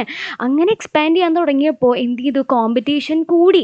എന്തുകൊണ്ടായിരിക്കാം, നമ്മൾ ആദ്യമൊക്കെ അവിടെയുള്ള വ്യക്തികൾക്ക് ആ ഒരു സ്ഥലത്തിലുള്ള കോമ്പറ്റീറ്റേഴ്സുമായിട്ട് മാത്രമായിരുന്നു ഒരു കോമ്പറ്റീഷൻ. പക്ഷേ ഇപ്പോൾ ഗ്ലോബൽ മാർക്കറ്റ് പ്ലേസ് വന്നതിലൂടെ അവരുടെ കോമ്പറ്റീഷൻ എന്ത് ചെയ്തു, ഗ്ലോബലി എക്സ്പാൻഡ് ചെയ്തു എന്നാണ് പറയുന്നത്. അതെന്താണ്, നമ്മളുടെ പ്രൊഡക്ഷൻ ആൻഡ് ഓപ്പറേഷൻ മാനേജ്മെൻറ്റിൽ വന്നൊരു റീസൺ ട്രെൻഡാണ്. അതേപോലെ തന്നെ പ്രൊഡക്ഷൻ ആൻഡ് ഓപ്പറേഷൻ സ്ട്രാറ്റജി നമുക്ക് ഓരോ ഫേംസിന് മനസ്സിലായി തുടങ്ങി. നമ്മുടെ ഒരു ഓപ്പറേഷൻ സ്ട്രാറ്റജി അല്ലെങ്കിൽ production strategy that is align with the business strategy. നമ്മൾ ബിസിനസ്സിൻ്റെ സ്ട്രാറ്റജിയുമായി ഒത്തുപോകുന്ന പ്രൊഡക്ഷൻ സ്ട്രാറ്റജീൻ്റെ അല്ലെങ്കിൽ ഓപ്പറേഷൻ സ്ട്രാറ്റജീസ് കൊണ്ടുവരണം. എന്നാൽ മാത്രമേ നമുക്ക് മാർക്കറ്റിൽ പിടിച്ചു നിൽക്കാൻ പറ്റുള്ളൂ. അതിൻ്റെ റെലവൻസ് മനസ്സിലാക്കിക്കൊണ്ട് മോർ ആൻഡ് മോർ ഫേംസ് എന്ത് ചെയ്യാൻ തുടങ്ങി, അവരുടെ ബിസിനസ് സ്ട്രാറ്റജിയുമായി അലൈൻ ചെയ്യുന്ന തരത്തിലുള്ള പ്രൊഡക്ഷൻ ഓർ ഓപ്പറേഷൻ സ്ട്രാറ്റജീസ് കൊണ്ടുവരാൻ തുടങ്ങിയതാണ്. മോർ ആൻഡ് മോർ ഫേംസ് അവർ റെക്കഗ്നൈസ് ചെയ്തു സിഗ്നിഫിക്കൻസ് എന്ന് വെച്ചാൽ importance of the production strategy. അതെന്ന് വെച്ച് കഴിഞ്ഞാൽ എങ്ങനത്തെ പ്രൊഡക്ഷൻ സ്ട്രാറ്റജി ആയിരിക്കണം, that be align with the overall business strategy. Okay അല്ലേ? സോ നെക്സ്റ്റ് എന്താ ടോട്ടൽ ക്വാളിറ്റി മാനേജ്മെൻറ്റ്. നമ്മൾ മുമ്പ് പറഞ്ഞിട്ടുണ്ട് എന്താ ടോട്ടൽ ക്വാളിറ്റി മാനേജ്മെൻറ്റ്. നമ്മൾ ഒരു ക്വാളിറ്റി ഫിക്സ് ചെയ്ത് ആ ക്വാളിറ്റിയിൽ ഗുഡ്സ് പ്രൊഡ്യൂസ് ചെയ്യാതെ നമ്മുടെ ക്വാളിറ്റി കണ്ടിന്യൂസ് ആയിട്ട് ഇമ്പ്രൂവ് ചെയ്തുകൊണ്ട് കോമ്പറ്റേറ്റീവ് അഡ്വാൻറ്റേജ് വാങ്ങുക. അത് തന്നെയാണ് പറയുന്നത്. എല്ലാ ഫേംസും എന്ത് അഡോപ്റ്റ് ചെയ്യാൻ തുടങ്ങി ഇങ്ങനത്തെ ടോട്ടൽ ക്വാളിറ്റി മാനേജ്മെൻറ്റ്. എന്തിനാണ് നമ്മൾ കസ്റ്റമേഴ്സിനെ സാറ്റിസ്ഫൈ ചെയ്യണം ബൈ നെവർ എൻഡിങ് ക്വസ്റ്റ്യൻ. അതായത് നമുക്കൊരു എൻഡിങ് ഇല്ല ഈ ക്വാളിറ്റി ഇമ്പ്രൂവ് ചെയ്തുകൊണ്ടേ ഇരിക്കുക. അങ്ങനെ നമ്മൾ കസ്റ്റമേഴ്സിനെ എന്ത് ചെയ്യാൻ തുടങ്ങി, സാറ്റിസ്ഫൈ ചെയ്യാൻ തുടങ്ങി. അങ്ങനെ നമ്മളുടെ ഗ്ലോബൽ മാർക്കറ്റിൽ ഒരു കോമ്പറ്റീഷൻ വരാൻ തുടങ്ങി. പിന്നെ അടുത്തൊരു റീസെൻറ്റ് ട്രെൻഡ് ഇതായിരുന്നു ഫ്ലെക്സിബിലിറ്റി ഓർ അഗൈൽ മാനുഫാക്ചറിങ്. എന്ന് വെച്ചാൽ എന്താണ്, നമ്മളുടെ മാനുഫാക്ചറിങ് സിസ്റ്റത്തിൽ ഒരു ഫ്ലെക്സിബിലിറ്റി കൊണ്ടുവരിക. എന്ന് വെച്ച് കഴിഞ്ഞാൽ എന്തൊക്കെ ചേഞ്ചസ് ആണ് വരുന്നത് അതിന് ക്വിക്ക്ലി അഡാപ്റ്റ് ചെയ്യാനുള്ള നമ്മുടെ എബിലിറ്റിനെയാണ് ആ ഒരു ഫ്ലെക്സിബിലിറ്റി ഇൻ മാനുഫാക്ചറിങ് എന്ന് പറയുന്നത്. എന്ന് വെച്ച് കഴിഞ്ഞാൽ ഇപ്പോൾ നമ്മൾ ഒരു 10,000 യൂണിറ്റ്സ് ആണ് പ്രൊഡ്യൂസ് ചെയ്യുന്നത് വിചാരിക്കുക. ഇപ്പോഴത്തെ ഡിമാൻഡ് അനുസരിച്ച് പെട്ടെന്ന് ഡിമാൻഡ് എന്തായി മാറി, 20,000 ആയി മാറിക്കഴിഞ്ഞാൽ അത്രയും യൂണിറ്റ് പ്രൊഡ്യൂസ് ചെയ്യാനുള്ള കപ്പാസിറ്റി ആർക്ക് വേണം, നമ്മുടെ മാനുഫാക്ചറിങ് സിസ്റ്റത്തിന് വേണം. അത്രയും ഫ്ലെക്സിബിൾ ആയിരിക്കണം നമ്മുടെ മാനുഫാക്ചർ. അതേപോലെ പ്രൊഡക്റ്റ് മിക്സ് ഡിമാൻഡിൽ വരുന്ന ചേഞ്ച് എന്ന് വെച്ച് കഴിഞ്ഞാൽ ഇപ്പോൾ എനിക്ക് എ പ്രൊഡക്റ്റും ഉണ്ട് ബി പ്രൊഡക്റ്റും ഉണ്ട്. ഇത് ഞാനൊരു 5,000 യൂണിറ്റ്സ് ആണ് ഇപ്പോൾ പ്രൊഡ്യൂസ് ചെയ്യുന്നത് ആൻഡ് ഇതൊരു 6,000 യൂണിറ്റ്സ് ആണ്. ബട്ട് ലേറ്റർ അതിൽ ചേഞ്ചസ് വന്നു. നമ്മൾ ഫോക്കാസ്റ്റ് ചെയ്ത പോലെ ആയിരുന്നില്ല. ഇതൊരു 8,000 യൂണിറ്റ് പ്രിപ്പയർ ചെയ്യാനായിട്ട് ഇതൊരു 4,000 മതിയായിരുന്നു. അങ്ങനെയാണെങ്കിൽ അതിനനുസരിച്ച് നമുക്ക് എന്ത് ചെയ്യാൻ പറ്റും, ഫ്ലെക്സിബിൾ മാനുഫാക്ചറിങ് പറ്റുക. അതേപോലെ പ്രൊഡക്റ്റ് ഡിസൈനിൽ വരുന്ന ചേഞ്ച്, ഇപ്പോൾ നമ്മൾ പ്രൊഡക്റ്റിൻ്റെ ഡിസൈനിൽ എന്ത് ചേഞ്ചസ് വരുന്നത്, ഇപ്പോൾ നമ്മൾ നേരത്തെ പറഞ്ഞതായിരുന്നു അല്ലേ, നമ്മൾ ഈ ഐഫോൺസിലൊക്കെ എപ്പോഴും ചേഞ്ചസ് വരുന്നുണ്ട്. 70 Pro 60 Pro. അതേപോലെ തന്നെ ഡ്രസ്സസൊക്കെ എപ്പോഴും മോഡൽ മാറിക്കൊണ്ടേയിരിക്കുന്നു. അതിനനുസരിച്ച് നമ്മുടെ മാനുഫാക്ചറിങ് സിസ്റ്റം അതിൻ്റെ ഡെലിവറി ഷെഡ്യൂളിലൊക്കെ മാറ്റങ്ങൾ വരുന്നുണ്ട്. അതനുസരിച്ച് ഫ്ലെക്സിബിൾ ആവണം. അതേപോലെ has become major competitive strategy and competitive advantage to. ഇതെന്തായി മാറിയിട്ടുണ്ട്, വളരെ മേജർ ആയിട്ടുള്ളൊരു കോമ്പറ്റേറ്റീവ് സ്ട്രാറ്റജി, അതേപോലെ competitive advantage to that firm. Okay അല്ലേ? നെക്സ്റ്റ് ഏതാണെന്ന് നോക്കിയാലോ, ടൈം റിഡക്ഷൻസ്. ഓക്കെ, അത് നമ്മൾ റീസെൻറ്റ് ട്രെൻഡാണ്. എന്ന് വെച്ച് കഴിഞ്ഞാൽ നമ്മുടെ മാനുഫാക്ചറിങ് സൈക്കിൾ ടൈം റിഡ്യൂസ് ചെയ്യുന്നത് നമ്മളെ കോമ്പറ്റേറ്റീവ് അഡ്വാൻറ്റേജ് ഉണ്ടാക്കാൻ സാധിക്കുന്നു. എന്ന് വെച്ച് കഴിഞ്ഞാൽ ഇപ്പോൾ 2 കമ്പനീസ് ഉണ്ട്, അതിൽ ആരാണോ ഏറ്റവും വേഗതയിൽ ആ പ്രൊഡക്ട്സ് ഉണ്ടാക്കി നമ്മുടെ കസ്റ്റമറുടെ കയ്യിൽ കൊടുക്കുന്നത് അവരിലോട്ടേ നമ്മുടെ കസ്റ്റമർ പോവുള്ളൂ. അതാണ് നമ്മുടെ കോമ്പറ്റേറ്റീവ് എഡ്ജ് കിട്ടാൻ വേണ്ടിയിട്ട് കേട്ടോ. ദെൻ ടെക്നോളജിക്കൽ പരമായിട്ട് പല ചേഞ്ചസ് വരുന്നുണ്ട് അല്ലേ. ഓരോ ഓർഗനൈസേഷൻ്റെ പ്രൊഡക്റ്റിലായാലും ശരി, പ്രോസസ്സിൽ, മെറ്റീരിയൽസിലൊക്കെ ചേഞ്ച് വന്നുകൊണ്ടിരിക്കുന്നു. ആ ചേഞ്ചിനനുസരിച്ച് നമുക്ക് എന്ത് ചെയ്യാൻ പറ്റണം, അതിനനുസരിച്ച് അഡോപ്റ്റ് ചെയ്യാൻ പറ്റുക. അതേപോലെ തന്നെ ഇന്നത്തെ ഓപ്പറേഷൻ മാനേജ്മെൻറ്റിൽ കൂടുതലും പല പ്രോസസ്സൊക്കെ ഓട്ടോമേഷനാണ്, കുറേ കമ്പ്യൂട്ടറൈസ്ഡ് ആണ്. സോ അതിനനുസരിച്ച് എന്ത് ചെയ്യുക, ടെക്നോളജിക്കൽ പരമായിട്ട് ചേഞ്ച് ചെയ്യേണ്ടി വരുന്നുണ്ട്. അതേപോലെ തന്നെ നമ്മൾ ഓപ്പറേഷൻസ് മാനേജ്മെൻറ്റിൽ വർക്കേഴ്സിൻ്റെ ഇൻവോൾവ്മെൻറ്റ് അതൊരു റീസെൻറ്റ് ട്രെൻഡ് എന്ന് വെച്ച് കഴിഞ്ഞാൽ നമ്മളുടെ ഓപ്പറേഷൻസിലായാലും പ്രൊഡക്ഷൻസിലായാലും വർക്കേഴ്സാണ് കൂടുതൽ ഇൻവോൾവ് ആവുന്നത്. മാനേജേഴ്സൊക്കെ മുകളിൽ നിൽക്കുന്ന ടോപ്പ് ലെവൽ മാനേജേഴ്സൊക്കെ അത്രയും മുകളിൽ നിൽക്കുന്ന ആൾക്കാർ, അവരേക്കാൾ കൂടുതലും വർക്കേഴ്സിനായിരിക്കും ആ ഒരു സിനോറിയെ പറ്റിയിട്ടുള്ള കൂടുതലും അറിവുണ്ടാവുക. അപ്പോൾ അതുകൊണ്ട് തന്നെ ഡിസിഷൻ മേക്കിങ്സിലും ഒക്കെ ആരെ ഇൻവോൾവ് ചെയ്യിക്കുക, ആ ഒരു ലാബേഴ്സ് അല്ലെങ്കിൽ ആ വർക്കേഴ്സിനെ ഇൻവോൾവ് ചെയ്യിക്കുക. അതാണ് പറയുന്നത് ദ റീസെൻറ്റ് ട്രെൻഡ് എന്ന് പറയുന്നത് ടു അസൈൻ ചെയ്യുക the responsibility for decision making and problem solving to the lower levels in the organisations. This is known as the employee involvement and empowerment. Example ഉണ്ട്, quality circle കൊണ്ടുവരിക. Quality circle, അതേപോലെ use of work teams അല്ലെങ്കിൽ quality improvement teams, അതൊക്കെ എന്താണ് ആ ഒരു workers ഇൻവോൾവ്മെൻറ്റിൻ്റെ examples ആണ്. Then reengineering. എന്താ റീ എഞ്ചിനീയറിംഗ് എന്ന് പറഞ്ഞു കഴിഞ്ഞാൽ നമ്മളുടെ ഓർഗനൈസേഷൻ്റെ പെർഫോമൻസ് ഇമ്പ്രൂവ് ചെയ്യാൻ വേണ്ടിയിട്ട് അവരെ പ്രോസസ്സിൽ ചേഞ്ചസ് കൊണ്ടുവരിക, പല ഡ്രാസ്റ്റിക് മെഷേഴ്സസ് നമ്മൾ എടുക്കുക, ബ്രേക്ക് ത്രൂ ഇമ്പ്രൂവ്മെൻറ്റ്സ് കൊണ്ടുവരുന്നതിനെയാണ് റീ എഞ്ചിനീയറിംഗ് എന്ന് പറയുന്നത് അല്ലേ.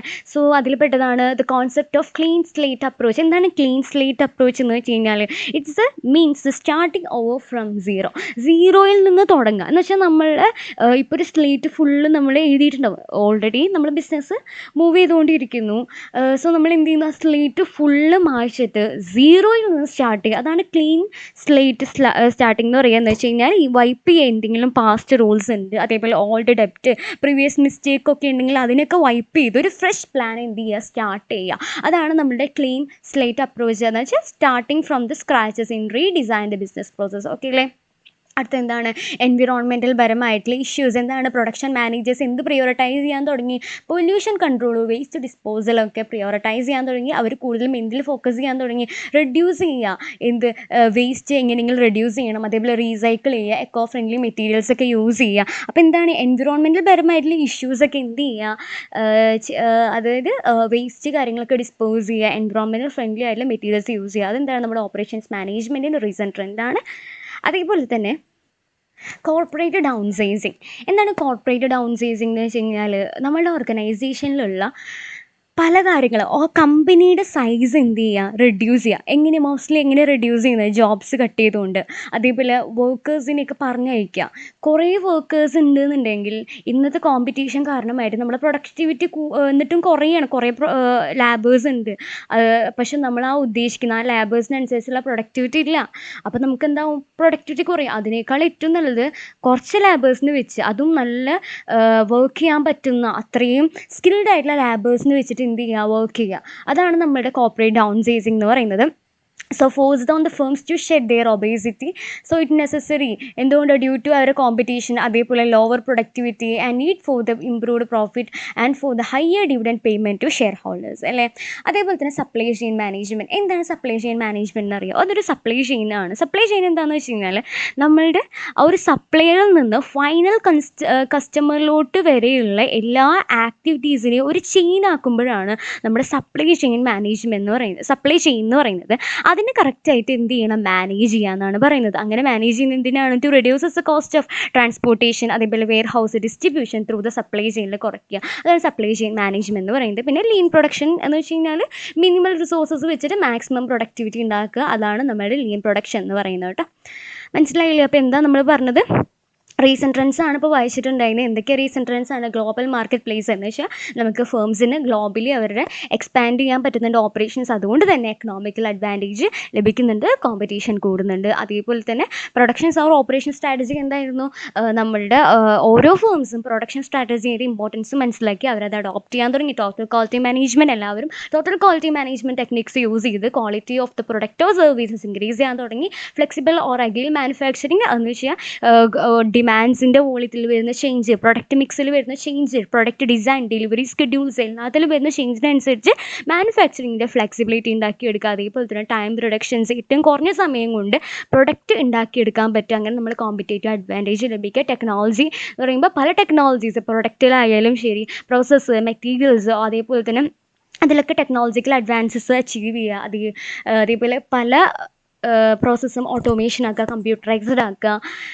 പിന്നെ വർക്കേഴ്സ് ഇൻവോൾവ്മെൻറ്റ് എന്ന് വെച്ച് കഴിഞ്ഞാൽ എല്ലാ ഡിസിഷൻ മേക്കിങ്ങിലായാലും ശരി, പ്രോബ്ലം സോൾവിങ്ങിലൊക്കെ വർക്കേഴ്സിനെ ഇൻവോൾവ് ചെയ്യിക്കുക. റീ എഞ്ചിനീയറിങ്, ഓർഗനൈസേഷനിൽ കണ്ടിന്യൂസ് ഇമ്പ്രൂവ്മെൻറ്റ് അല്ല, ഡ്രാസ്റ്റിക് മെഷേഴ്സൊക്കെ യൂസ് ചെയ്തുകൊണ്ട് അവിടെ പെർഫോമൻസ് ഇമ്പ്രൂവ് ചെയ്യുക. ക്ലീൻ സ്ലേറ്റ് അപ്രോച്ച് പോലുള്ള പല കോൺസെപ്റ്റ് ബേസ് ചെയ്തിട്ടാണ് ഉള്ളത്. എൻവറോൺമെൻറ്റൽ ഇഷ്യൂസ്, വേസ്റ്റേജ് കുറയ്ക്കുക, സ്ലറീസ് ഫ്രം ദ ഫാക്ടറീസ് ഒക്കെ റെഡ്യൂസ് ചെയ്തുകൊണ്ട് എക്കോ ഫ്രണ്ട്ലി മെറ്റീരിയൽസ് യൂസ് ചെയ്തുകൊണ്ട് എൻവറോൺമെൻറ്റൽ പ്രൊട്ടക്ഷൻ എന്ത് ചെയ്യുക, ഇമ്പ്രൂവ് ചെയ്യുക. ദെൻ കോർപ്പറേറ്റ് ഡൗൺ സൈസിങ് എന്ന് വെച്ച് കഴിഞ്ഞാൽ നമ്മൾ എന്ത് ചെയ്യുക, നമ്പർ ഓഫ് എംപ്ലോയീസ് വർക്ക് ചെയ്യുന്നത് കുറഞ്ഞ എന്നാൽ വളരെ സ്കിൽഡ് ആയിട്ടുള്ള എംപ്ലോയീസിനെ വെച്ച് നമ്മൾ പ്രൊഡക്ടിവിറ്റി ഇൻക്രീസ് ചെയ്യുക. സപ്ലൈ ചെയിൻ മാനേജ് ചെയ്യുക. സപ്ലൈ ചെയിൻ എന്താ, സപ്ലയർ ടു കസ്റ്റമർ വരെയുള്ള ആ ഒരു ചെയിനും മുഴുവനായിട്ട് മാനേജ് ചെയ്ത് നമ്മുടെ transportation, warehouse distribution cost ഒക്കെ റെഡ്യൂസ് ചെയ്യുക. ലീൻ പ്രൊഡക്ഷൻ എന്താണ്, നമ്മൾ മിനിമം എമൗണ്ട്സ് ഓഫ് റിസോഴ്സസ് വെച്ചിട്ട് ഹൈ ക്വാളിറ്റി, അതേപോലെ ഹൈ എമൗണ്ട് ഓഫ് ഗുഡ്സ് എന്ത് ചെയ്യുക, പ്രൊഡ്യൂസ് ചെയ്യുക അല്ലേ. മനസ്സിലായില്ലേ എല്ലാവർക്കും? അപ്പോൾ നമ്മുടെ ഫസ്റ്റ് ചാപ്റ്റർ കഴിഞ്ഞിട്ടുണ്ട് കേട്ടോ.